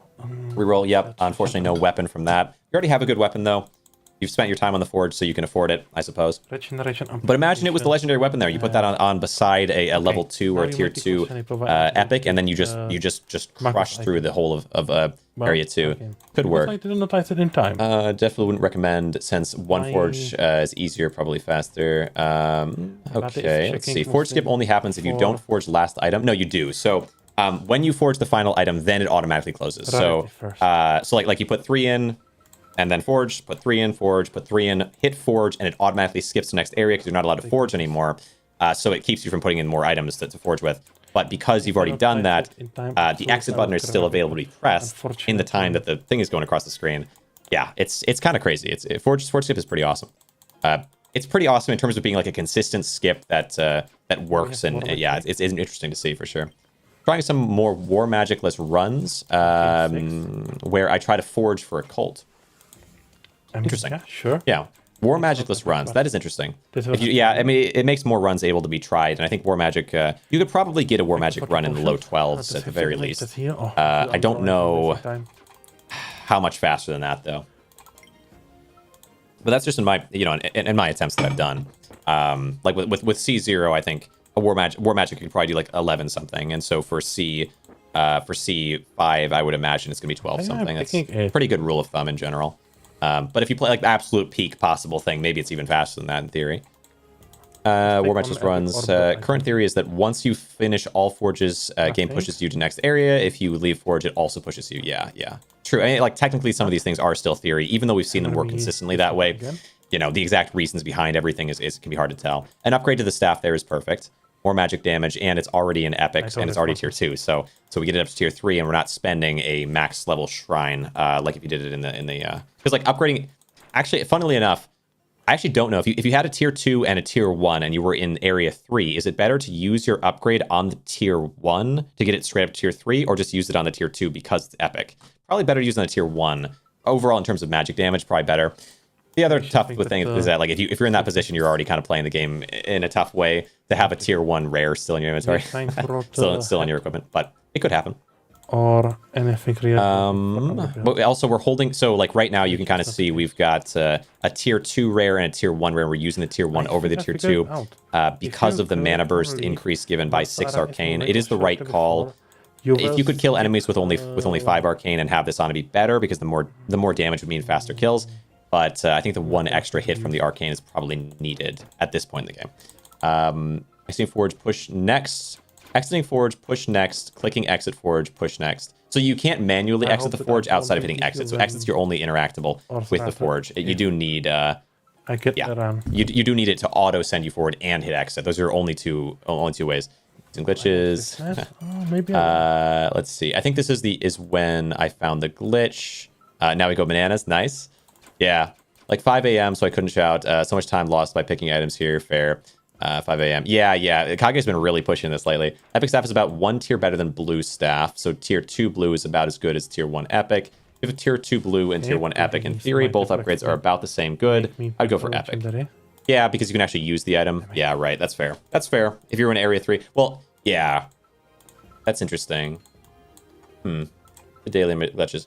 But tier 2 blue and tier 1... No, it's the opposite. That's what I'm saying. It's the opposite. Okay, so you have a tier 2 epic and a tier 1 blue, and you can either upgrade to a tier 3 blue by using the level, like the max level shrines, or you can upgrade the tier 2 to a tier 3. So either tier 2 to tier 3 or go tier 1 to tier 3 is the option there. Because I've seen people do it that way before. I've seen people do that, and it's always kind of blown me away. Okay, good boss fight. Got kind of loaded like close to death there, but that's in the nature of good boss fights, is you're cutting it close. Just did like 30 seconds in the run by doing that. So great here. If I had used the witch staff here. Oh yeah, this for the bludgeoning. Okay, wait, hold on. Let me go back and see what we're saying. Oh, you're saying maybe even upgrade it. But you have the 6 here. 6 is pretty good. Why do we go with the bludgeoning? Just because it's got good damage? Magic damage, the staff. Yeah, but you've already got these two. Or you're saying a little earlier. The raw magic damage is superior to arcane. But at tier 1, you didn't hold on. You only had this. You only just got the staff, didn't you? Yeah, you got the staff from the forge. You already have a tier. I would switch the epic staff in heartbeat. Oh, okay. You're saying Wait, you wouldn't switch this, though, at tier 3 with a tier 1. It's not as good, is it? Okay, that's definitely glitched. Right, this is when you get it. You already have a tier. So, oh, you're saying you would switch it for this one, but lose 6 in Arcane? Oh, you would switch it for this one, but keep 6 in Arcane by putting this over the ring or over the necklace. Ah, yeah. Okay. Yeah, true. I was thinking, like, how would you do that? But, like, yeah, you could just do it here. An upgrade to this one is interesting. I think it's the right call. It's kind of interesting because, but yeah, in your kind of perfect world example, you would switch these out and you would have upgraded this witch staff here, which would have been better for damage. And then swapped that on. Don't think this here is necessary, but... And then... I'd rather... Okay, we take Beast. Yeah, sure. Because we're going for more Arcane. And now you can afford to take off an Arcane. Soul Harvester, you got to take, I guess. Yeah, if you're giving it. You have to take. Of course, if you could reroll and get the staff, but you probably wouldn't get the staff. And if you didn't get the luck ring, if it's just anything else besides those two. I mean, there's not that many mythics, so the odds are not terrible, but they're more likely than not that you don't get the staff if you reroll there. So I have to take something that's usable. 1 damage amp every single time, and actually also you have the thing that amplifies based on damage. So it's maybe one of the better options, really. 20 mythics, I believe. Yeah. So if you got 6, if it's 6 and 20, it's not, yeah, it's a little bit worse than a 50-50 to reroll there. Because it can't be the ones you just had, so it has to be 3 new ones. Damage could be so much greater. Okay, an upgrade there. Not bad. So like 320 and 317, yeah, assuming they removed the rerolled from pool. 3 to 20 and 3 to 17. Yeah. And I'm sure, I'm almost certain they do, or I feel like I would have recognized it if they didn't, because we've both like rerolled things so many times at gold chests and never seen the same repeated, I don't believe. Yeah, 3 and 17. Yeah, right. Skip. True. 3 and 17 is quite low. I'm still a bit worried though. Because I was thinking 6 and 20, and 6 and 20 is what? Is 30%? No, whatever. 20%? No, it's 30. It is 30%. Okay, 30%. So where 3 and 17 is a lot less than 30%. So I'm grabbing ring IMO if I see it instead of trying staff. I think so too. I think you're right. That is the play, because you can't reroll. You can't reroll. The odds are too low. But that's the thing. That's the thing. Is like there's like that. That's why like when people talk about like playing optimally in certain ways, I'm always kind of like, I get it, and there's some ways where that's true, but also you have to win runs, and if losing 5 seconds across the run means winning it, I think that's very worth it. You can optimize in other places. Like the number one thing people need to do, not just win runs, but experience runs. Like how many times you've had a good run where you got to the end and there was some chance of it succeeding, and you had that pressure and you had the experience of winning or losing either way, is so much more important than like reset. Yeah. So although there are some things you have to reset for, like hunger and potentially war magic if you're really experienced, but if someone was new to the game, like let's say they've beaten C5 and they're trying to go for runs that have some possibility of working, I say take hunger, but forget about war magic. You get it if you get it, but you have to get some experience. Rerolling for hunger is easy, but rerolling for war magic is not. It takes way longer because you have to go to the book and then reset. Absolutely. So how are we doing here? We got 5. We got 5 in Arcane, and we've got our one. I think 5 in Arcanes here is okay because we're doing enough damage to kill the basic enemies. We just need to swap back to 6 when we go and fight the boss. Is my thought. Which seems fine. We're spending a lot of time in the forge, but this is just something over time that we sort out. Yeah, it is what it is. And it's still a good time, even considering like we're going basically full forge most of the time. Was late to leave here, by the way. So much time lost here in a forge again. True. Yeah, pretty much slightly above 50. Oh wait, hold on. Let me look.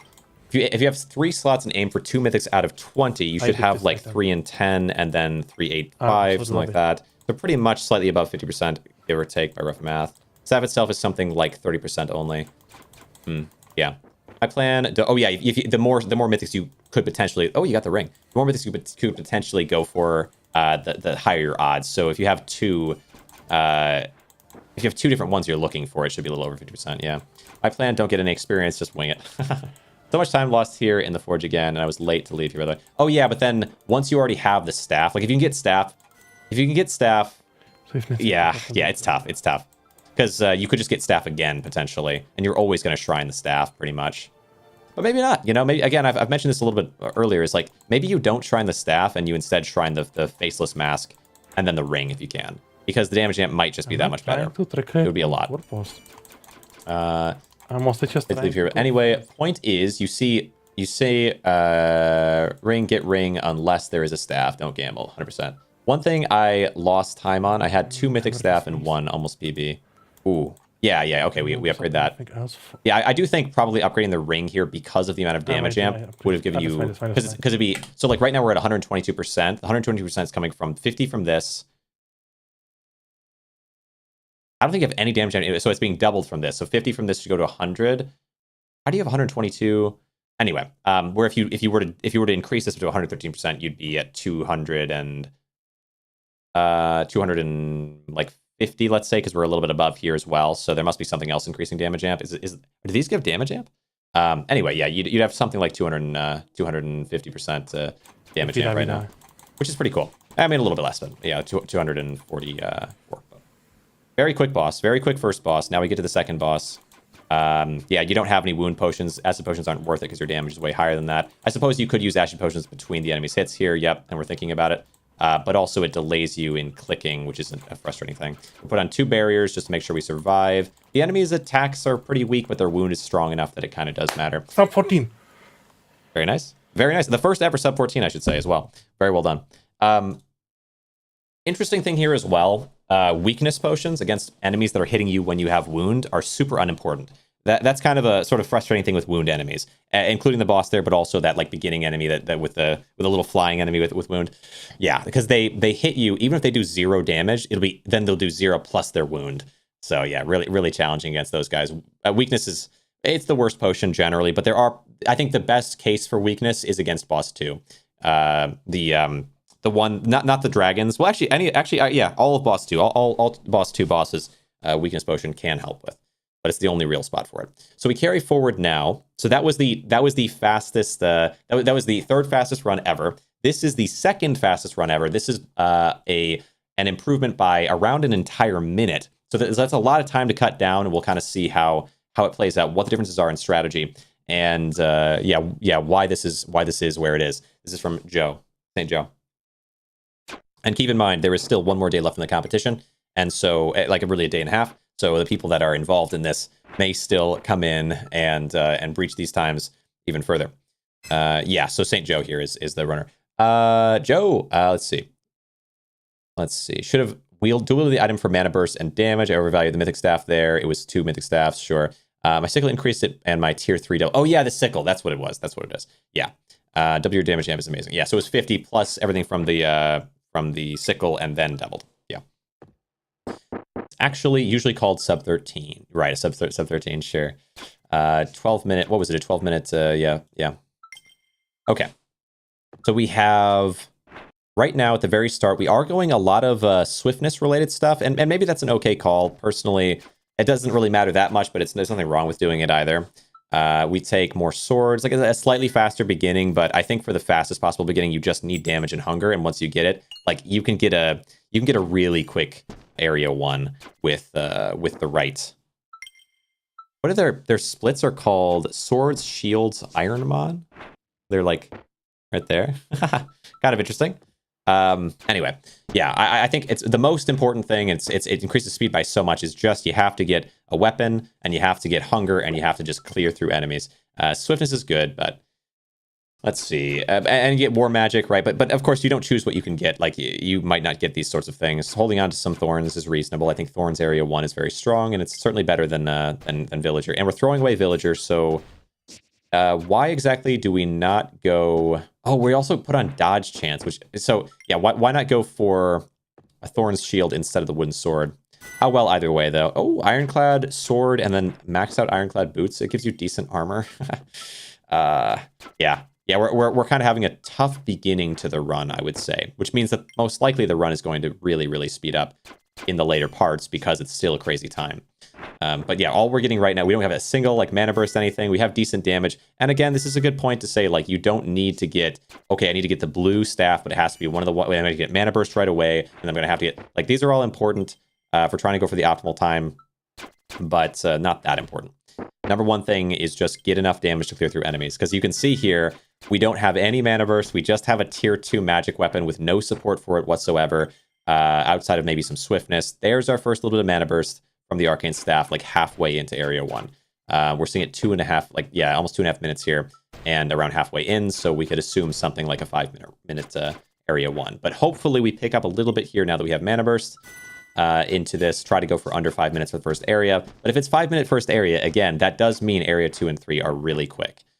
What here? Yeah, just more Sylvan. Lots of Sylvan. And what to take there? The Mage's Hat. Feels good about that, definitely. We love the fact that Shadow is just guarantees you an epic. So good, so good. Okay, and then some boots. Epic that can be rerolled. It's important to say because, like even if you were to say you could get really good RNG, the odds of you finding an epic that you can reroll, so most likely an epic in your set in area 1, and not needing it, like not using it, not benefiting you, are going to be crazy low. Like even with really good RNG, you're not almost ever going to find 3 epics that you've all upgraded maybe, and now you get another epic that is not of the same like type. The odds are just crazy low. And that's not even mentioning that it could be a weapon. So let's see. Pretty much 2x multi. Where are we going here? Joe. Well, both do put their themselves in the bottom left. I think Vocalist puts himself sometimes in front of his gear, which kind of drives me crazy, but he also puts himself over here. Oh, whatever, to put himself in front of the gear, but it does make it kind of harder to keep track of what's going on. We use a healing potion there in the middle of combat. Feels pretty good, although the health did get scary low at that point. Putting on 2 Fae. Good call, because crit doesn't matter at all on magic. Like, normally I'd be hesitant there. I wouldn't have minded taking the Fae. Yeah, it probably would have been an okay call. Upgrading the hat. Yeah, this is controversial because you could get a tier 3 on the weapon, which I think is probably overall faster. However, if we're trying to really, really bulk it into area 2 and 3, the hat is going to help more because you'll hold onto that hat all the way through the boss, the final boss, most likely. Not necessarily, but most likely. I also like the skills right now. We have both good options for skills. We can refresh and get the staff. That's very important. Now, keep in mind as well, this staff, getting this arcane staff is a 1 in, what is it? Like, it's like 40 something, like 43 or something like that. Legendaries, and this is just one of them. So that first 1 in 3, the odds are low. The second 1 in 3, like the odds of this staff at that point where it's most needed, insanely low. So definitely helps quite a lot to get it there. Much more rare than the mythic, the odds of getting this staff. Okay. But of course, when you're getting the mythic, usually you're on like a really heater or a run. So it's like, oh, please, you know, like it might not be crazy good odds, but it is better odds by enough. You're like, come on. And then if it doesn't happen, it's much more tragic. To not get a staff here is not as tragic feeling because you can still have an epic staff or whatever. The mythic is really a game changer. But this will mean a very clean area too. Manipulate our tier 3, the DA would take Mana Burst and throw in the trash. Yeah, Damage Amp. Damage Amp was with pretty much 2 times multiplier, just obliterates. Fair. Might be worth picking over War Magic, yeah. Wait. Oh, you're saying... I mean, this only increases Damage Amp per turn, though, by 10%, so I just don't think so. I think War Magic is too valuable to pass up in any kind of given situation. Because, like, this amount is just too small. If there were, like... If you had, like, creativity or something similar to it, though, maybe there's a world where you're right on that. Just because of this. But, like, I think with the staff... I think using the staff, the Mythic Staff, is kind of a no-brainer. Like, you have to use Mythic Staff because with War Magic, and it amplifies like crazy. Because... well, you do want a lot of damage amp. Every additional bit of damage amp that you get is going to be less useful after a certain point, where, like, if you're only going 2 arcane, you're going to have low mana burst anyway, which can be massively, like, you just immediately fix that via the staff. And so, like, while I do agree reducing the amount of mana burst is probably really viable, especially because of the staff, 100% mana burst increase is going to give you so much of a boost. And then that boost will help you so much more because of the damage amp. Talk about tier 3 that increases damage amp by 100%, so pretty much 2x multi. Toying with the idea, taking weaker tier 2 for the tier 3 to annihilate final boss faster. Yeah, oh, sure, you're saying to tier 3. Yeah, I think tier 3ing the Faceless Legendary Mask is probably way better than tier 3ing the Mythic Staff. I think so, yeah. Or like a legendary. I think the mask has more potential because you can just get all the magic damage and all the mana burst increase probably from that staff. Probably the best case scenario is that you max out the staff and you max out the mask, but I don't think it's gonna be mask and the mythic.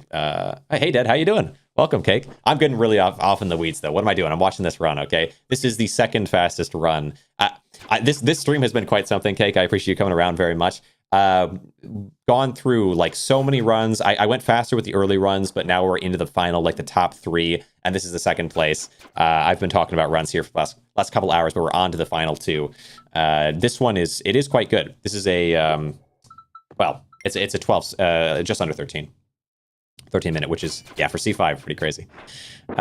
Okay, so how are we going here? So yeah, six arcane right now. You have 2 Fey. We've put on the vest. This was a running theory at the time. The running theory now is that damage amp is stronger than going for dodge, counterattack, and swiftness. Like, this vest is amazing for all 3 of those things, but with damage amp, you can kill enemies so much faster that you should never need to dodge. That was like within my run. That was what I was noticing, was if I just didn't have the vest and had damage amp instead, I would have cleared through both bosses faster as well as the regular enemies. So C0 is Corruption 0, which actually 2 new runs were submitted for. I already went through them here in the stream so far, but 2 new runs were submitted at very low times with Corruption 0. And then this is a Corruption 5, C5, which is max Corruption, hardest difficulty, essentially. Perchance, are you the new runner in C0? I've got to assume it's not the case. But a new runner did come into C0 and take first place very recently. And if you are, congrats. But Cairo was the name of that runner, and a very, very impressive run. I rambled about it. I talked about some of the places where I thought it could be improved, but it was really clean.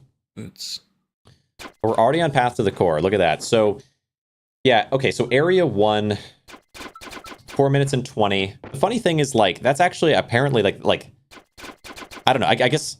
That actually is, 420 is really not a bad time for Area 1. It felt like it was kind of slow to me and that you would make it up a lot in the next couple areas. To be able to get a 12 some odd minute, but actually I guess that was faster than I was thinking.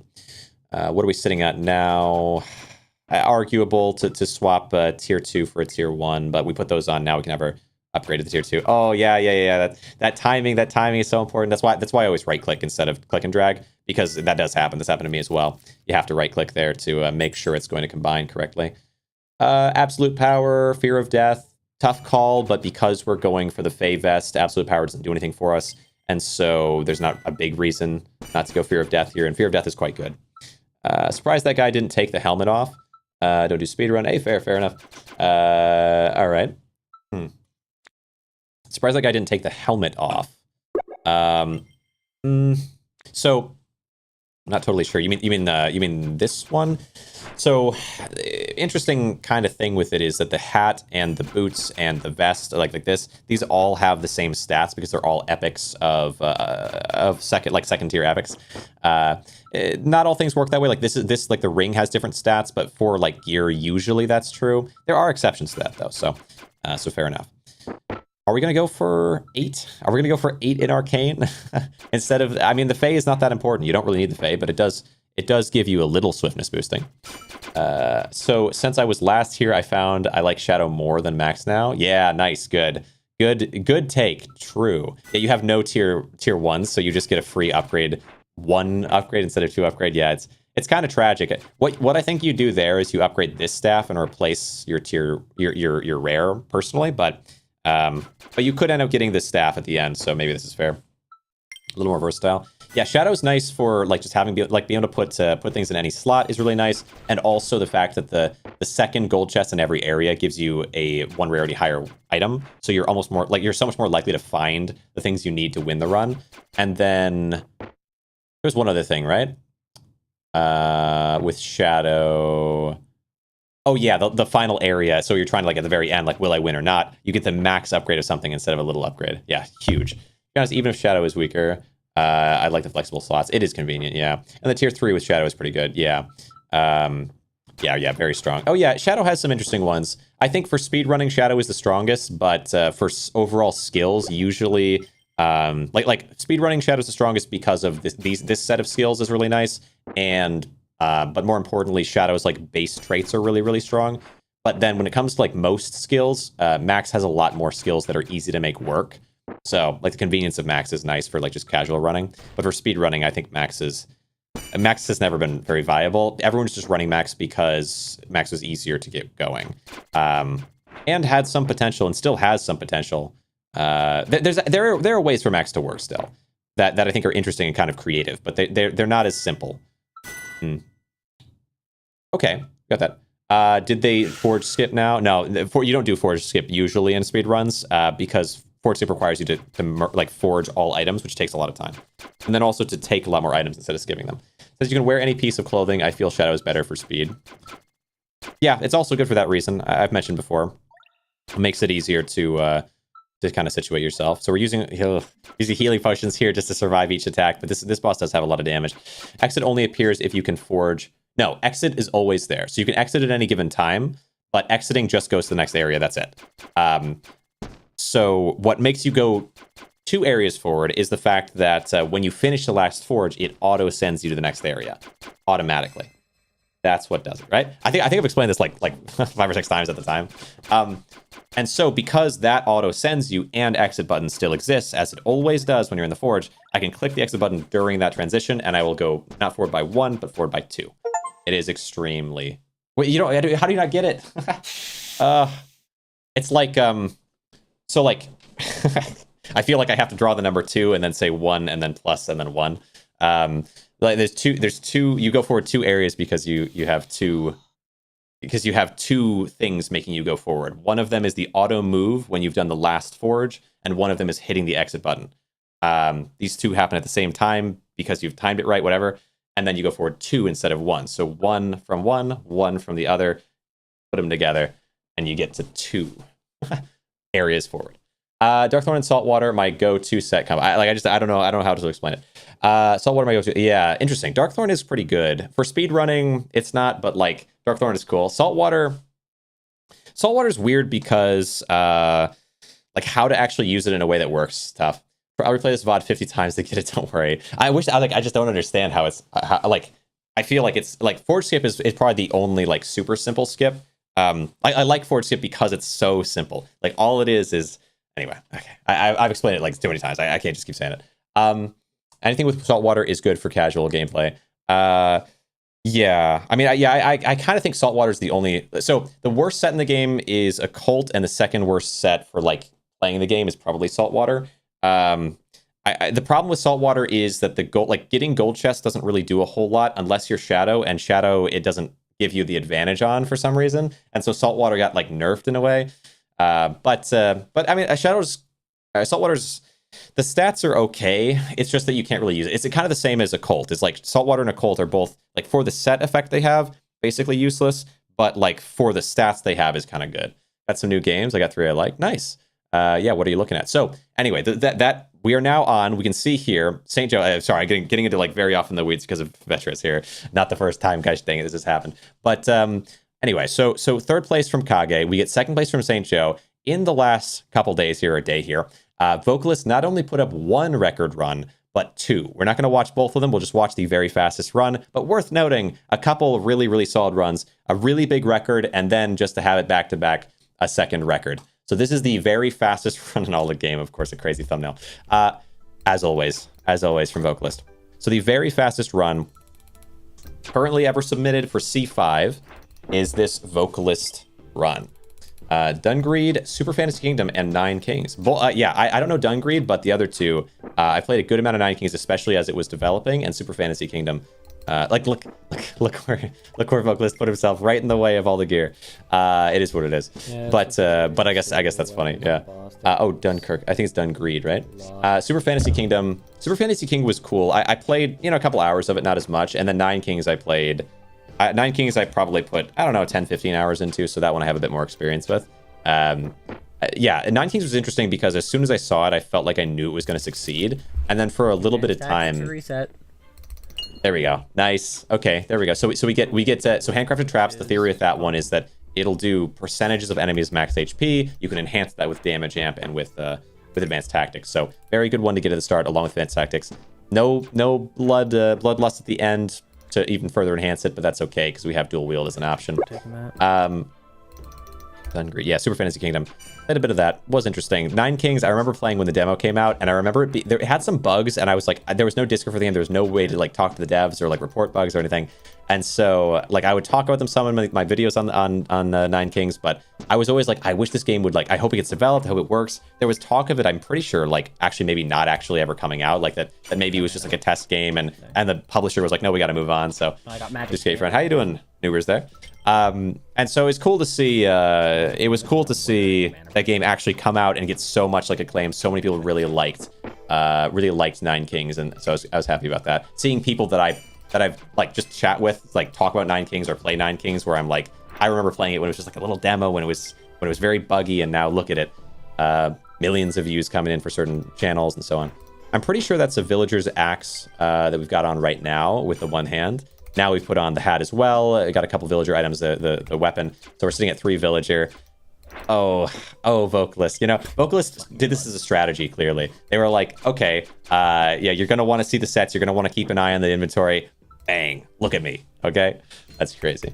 But no, yeah, this is, I can see, so I'll try to keep track as well as I can, I suppose, of what the actual items are. I don't know what's on the ring slot right now, but we've got the mage's boots. Get this managed. So at least two magic things going, 2 arcane things, but I'm pretty sure. Oh, and then from the well, you got magic damage. I remember now. So you got magic damage. I'm pretty sure I was in the chat for this. Well, did ask. Yeah. And then asked for a staff. I said in the chat at this specific point in time, I was like, someone get this man a staff, because without the staff, you've got so little magic damage that the mana burst is doing nothing. You got all this mana burst stuff on you, but nothing to attack with. Crazy. You did ask. Gave them Don't Starve Together and Overlooting. Nice. Yeah. Bought a friend. Oh, yeah. Overlooting's fantastic. Nice. And then Don't Starve Together, yeah. Very well liked. Which is apparently let's see. Several painted vocalists, yeah. Have got another person to play this game. So I've got another person to play this game. Nice. Very cool. Yeah. In competition. I'm not sure if anyone, well, I mean, we're in the last like day or so of the competition. I understand a lot of people are playing it right now. We got Thorns there. Do we have a Thorns ring on? Perhaps. I don't think so though. Well, actually, no, I think we do. I think there's a Thorns ring, because for Thorns, I'm pretty sure the shield only gives you, yeah, the shield only gives you 2 thorns, and then the ring gives you 2 thorns, and you also have regeneration from having thorns on. So we have a Thorns ring. We've deciphered it. Okay, I've used all the information available to me. Anyway, yeah. So we're sitting at 4 arcane, 2 thorns. It's a classic. This is the way you play Area 1. The best way to play Area 1, in my opinion. And of course, they do have a great time. So that reinforces my idea there that it is. But it's still behind. I'm not going to show it necessarily at the end, but before this, or I think as this was coming out, so Vocalist this day was working on this run a ton. That very morning, in a moment of weakness, as I stated in the video on it, I decided to boot up the game, just give myself an hour, because, like, in my mind, I'm like, I haven't played all month. And so probably because I haven't played all month, I'm going to be pretty bad at it. I'm going to need to kind of warm myself back up, whatever. So I'll just give myself an hour where I'm going to do some runs. I'll record because, you know, I might as well record. But I probably won't ever see the light of day, whatever. We'll just play the game for a little while because, like, there's all these cool ideas and I'd love to kind of test them out and play it. And so I record for 1 hour. And at the very end of that hour, I'm working on it. And I actually, like, I got a ridiculous time. And so right now, you know, as is my tendency, I set that time up for... like, I set that time up to, ooh, nice. Okay, couple arcane. 5 arcane sitting at right now, and we're swapping off of the thorns. Very good. And more arcane. Yeah, lots of arcane pouring in. Feels good. Anyway. There's a face staff there. Worked on a video for it and kind of put it out today. And so, like, this day that Vocalist was working on this, and so it was like, it was a big day. It was a big overlooting day for me. All day long, working overlooting. And then coming in live and seeing this happen, and it was like, oh... amazing. We get to watch a record in place here. But I do wonder, I think, honestly, because, like, this run is so fast, my, like, meme of, like, adding an hour to all my times or whatever, I do think that there's a very real possibility within the time frame left that Vocalist or one of the others actually beats the best I've ever played any of these things, which is exciting. Yeah, it'd be very cool. And turbo mode got put out, and so I might want to monkey with that as well. So it's shaping up to be a very, very nice kind of end of the competition. Honestly, this is so close. Like, this run is so fast. We're saying Competition. I have a streamer. I love their content. I bought them Don't Starve Together because they wanted to give them Overlooting as they wanted to learn how to play roguelites. Yeah, they're both on sale, so I thought, why not? Need some new games to stream. Oh, cool. I mean, if you want, share the name of the content creator. I'll check them out. Yeah, I mean, I think a lot of people are hesitant to say, like, share the name of somebody, whatever, and, for one reason or the other. I'm usually not particularly, but obviously I don't find this to be, I don't know, self-promo or just going around random chats or anything. We chat somewhat regularly. So I'd be kind of curious to see who we're talking about. Yeah, I mentioned to some creators, I've mentioned to some, like, I went to a few different videos and I was like, this is super cool. Like, people specifically who are already beating C5 corruption, like mass corruption, like, this is awesome. Like, some thoughts on how you ran it, like the different build stuff, like what I thought they did interestingly. And then be like, hey, just FYI, there's also, like, I've been really focused on this for a while as well. This game, I've got like a competition running relating to it. It's a cash prize, whatever. And then I've also, there's also a ton of resources for the game in the Discord if you're interested in that sort of thing, because of course, not everyone's interested in speedrunning. Red Panda Apothecary. I'll open a tab and I'll have it in there so I can look at it after. Panda Apothecary, or maybe during the once we just doing it on Twitch. Anyway.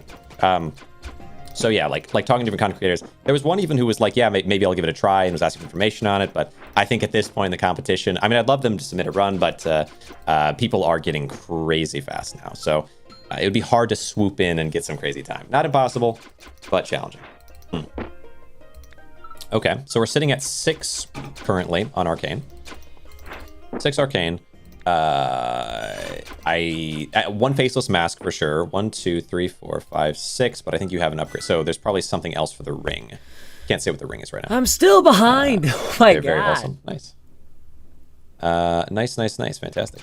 Still behind. Yeah, they're wow. Just instantly killed. Frustrated. Oh yeah, because they're. Oh, this was great. This was actually a really crazy element of this. Was that their forest was 49.9 seconds behind their best forest, like their best first area. They were back by almost 50 full seconds, like 0.1 seconds off from 50 full seconds behind their fastest time. They get to this spot, they absolutely crush through the boss, and now they're only 16.4 seconds. I mean, like they're saying, like, I'm still behind, but like, think about that. That was they by more than 30 seconds, they beat their best times, like mushroom time. So now they're coming into the final area still. Still a full 16.5 seconds behind their best time. They get, thank goodness, okay. They get the mythic staff from that. I wouldn't be surprised if the ring right now is the faceless ring to just have faceless going. It kind of makes sense. They get the mythic staff, which is probably, yeah, the best option you can get on this character. Oh, this was so ridiculous. I was watching this live. I was like, this is crazy. This just happened. So we'll see when it happens here. They're going through some different inventory. They've got one mask of the faceless, or one faceless mask, endless, right? Legendary. They go for should be the extra attack from dual wield. So now they should attack 1 extra time. Very huge. And yeah, we're looking for another faceless mask as soon as we can get it, or maybe we spend an upgrade on faceless because this is max. So. It's only gonna be a tier, like only 1 boost to the upgrade, right? So kind of hard to say here. Here that I have no dodge chance. No dodge chance, that's true. Only issue here is we have no dodge chance, but as we've discussed a few times at this point, the idea with the perfect run would be to use all damage and not rely on dodge at all, and use potions to use wound, for example, to clear your bosses faster. Which they do have a wound potion, by the way, sitting in the inventory, so I don't need there's a reasonable chance. Let's see, we're still skipping forward. I think it should happen any moment here. We get the upgrade. The upgrade goes onto the mythic staff. Fair, because the increase the damage is pretty decent. And there's the other mask. I was at this point in the run, I was like, holy wait, this is crazy. Because they were behind by like 50 seconds. Now they're behind by 16.5 seconds. And now going into the final area, they get literally their faceless mask built out of a ton of little pieces into this tier 3 faceless mask. Just crazy. To get that luck of just getting that many faceless masks just from drops without having to rely on chests like this one, right? It would make sense to get a faceless mask maybe from there. At least you have a little better odds, but they just pick them up along the way, meaning they can spend all of their upgrades on the mythic staff. Oh my god. That would have been level 2. Okay. And so now, yeah, they're sitting at 6 arcane, most likely 3 faceless. No, they aren't. No, they don't have 3 faces, which I don't know what their ring is right now. But they have a maxed out faceless mask. know if I can figure out what their ring is. Maybe the ring is a Sylvan. No, they have one Sylvan on from a boss reward, so hard to say. Skip the staff there, probably not the best, but it happens. You do sometimes skip, and you already have a tier 3 rare, which is better than a tier 1 legendary, so actually no downside from that at all. Time, but maybe beat mine. And they're sitting at a 1049, 1050. They get an attack off. Kills that boss, but they accidentally end the timer there, and then they have to do this whole thing. They miss free killing the boss, but actually, or boss's minions, but it's actually the best call because it means that they got all that extra damage amp from the staff hitting so many enemies. Actually, they don't have war magic, so maybe it doesn't matter. Anyway, good run. That's the current record. 11 minutes 10 seconds. I mean, you could still time that. It is so like look how much faster that feels. Like the 2 extra minutes lost on that, or minute or whatever. Like that just crunches it down by so much. So if people can manage to get themselves down, who knows, like below 11, below 10, whatever it is, however far they could potentially get in the last day here. I don't know. I feel like below 11 is probably really kind of the cap of this. The competition is ending tomorrow, but I think everyone's probably going to be pushing for it. So hard to say how this could go for us. Very exciting. Very exciting. As I mentioned, I've got myself at an hour 9:57 for this one, an hour 10 for that one. They're just like, yeah, they're just absolutely crushing it. Kind of the meme, doing the meme a little bit, but yeah, very fantastic. We've got like just awesome runners, and again, to show filters briefly here, obsolete runs. So many runs submitted in this last week. You can see this is 7 days ago, and all of these from then, and also my run the other day. Just filling up this whole board in the last week, and so it's possible that we get a few more runs still in just only like a day and a half left. So yeah, we'll see for sure, because it definitely is at a crazy time point. I know Kage still has a run to submit sometime soon here into there, and then also one for C0. We'll see how close those are to the record, and also if Kage can just beat that and manage to slide into first place perhaps. Anyway. That has been the full recap of everything going on with the Overlooting speedruns. It has been a much bigger one than normal. The reason being just how many runs were submitted. I tried to keep it streamlined as much as I can. All these different tabs, just control tab to keep us moving. But those last 3 we really want to focus on and understand what the heck the runners are thinking. I'll go to forums here briefly and just explain a tiny bit. Less than 5 days remain. I'd made this post, just like confirming like, hey, just by the way, it ends on the 30th. If you're thinking Overlooting October, ends the 31st. I specifically wanted to end the 30th, again, because I don't want people to be just like hunkered down on October 31st, skipping, whatever they might have had plans for Halloween, and then, and maybe they don't win anyway, and then there's kind of this bitter feeling. We can avoid that entirely and just say, okay, ends the 30th, enjoy your Halloween, and then we'll do like a recap or like an understanding of what happened at the very end, after the fact, payouts and all that. Sharing information. I decided to, yesterday, as everyone was getting so close in these crazy times, and I was thinking about, okay, how could this get pushed further? Share what I can from my personal understanding of what could push the game further. The multi-attack glitch, probably the most underutilized thing that runners could do, where as you're entering each new area, you beat an enemy or set of enemies, you open the chest, you skip, you go to the next area, you immediately click on an enemy, like spam click or whatever it is, in order to get an extra hit on the first turn. And then they get 2 hits back. But I mean, the advantage of that is just so massive. So potential big thing here, the forge skip, as we've talked about. I'm not gonna go through all this. For runners, they might find it interesting. I break out the mechanics, the theory of how it could be used, and the theory of things that I think, things that I don't know for sure, elements of it, but maybe work in this way. And then the conclusion of here's how you actually use it in a run. The forge skip, similar. Like I think for this one, the mechanic is interesting. It's very compelling, or like very cool, but I just don't know if it's actually possible to use in a real run. And that's kind of my conclusion. But there's potential to be used in a spot or two where maybe the next fight would normally take you a lot longer. So you're just trying to really go for like a risky play of getting a really good staff or something. You skip the next combat and you get a really good item. Maybe some chance for that. And lastly, item priority with magic. In my 1 hour, 10 minute something run, I had gotten, like my way of doing it was with the Epic Fey Vest, and that is good, but a theoretically better option would be to just completely ignore dodge chance and go all in on attack, and that would be with the legendary Faceless Mask, as was seen in Vocalist's run, just done slightly different across the run, but the speed that could provide could be really, really strong. And so, like, these are just some of the different things, some of the things that can help people. Lastly, with forums, there was a new update today, kind of threw everyone for a loop, It was a really big new update. Which added turbo mode, where you can play the game like 2 or 3 times as fast as you should normally be able to. I disallowed that because it's like 1 day left in the competition. Let's just keep it as it is for now, see how we feel, try to get the best times we can. And if you want to do turbo mode, or you want to do a separate category, or you want to do it after the fact, like, hey, totally fine. But for the sake of this competition, to keep things fair to runners who maybe can't play in the last day or whatever it is, we're just going to keep to this for now. But because, like, remember, runners have worked a lot. Like, the problem is, like, let's say if I was like the 4th or 5th or whatever, if I was like way down in the ranking, I could easily beat the first place time with turbo mode. Just like, it would just be a clear. It'd be like, whoa, gone, right, over. And so it opens up, like, kind of delegitimizes so many attempts, like hours and hours of attempts that all these runners are doing in order to get these times. For the sake of speedrunning in general, that can be fine, right? The updates happen. But for the sake of the competition, I think it's bad timing. But I'm allowing auto attack. It's a new feature. It's interesting, and I don't think it's going to make people necessarily faster. I have a theory on how it actually will be the fastest possible thing will come from auto attack, but I don't think that that's easy to do, and I don't think it's very likely to happen within just 1 day of attempting and learning it. So I'm leaving it open for runners to try it if they want, and reduce their carpal tunnel a bit along the way, perhaps.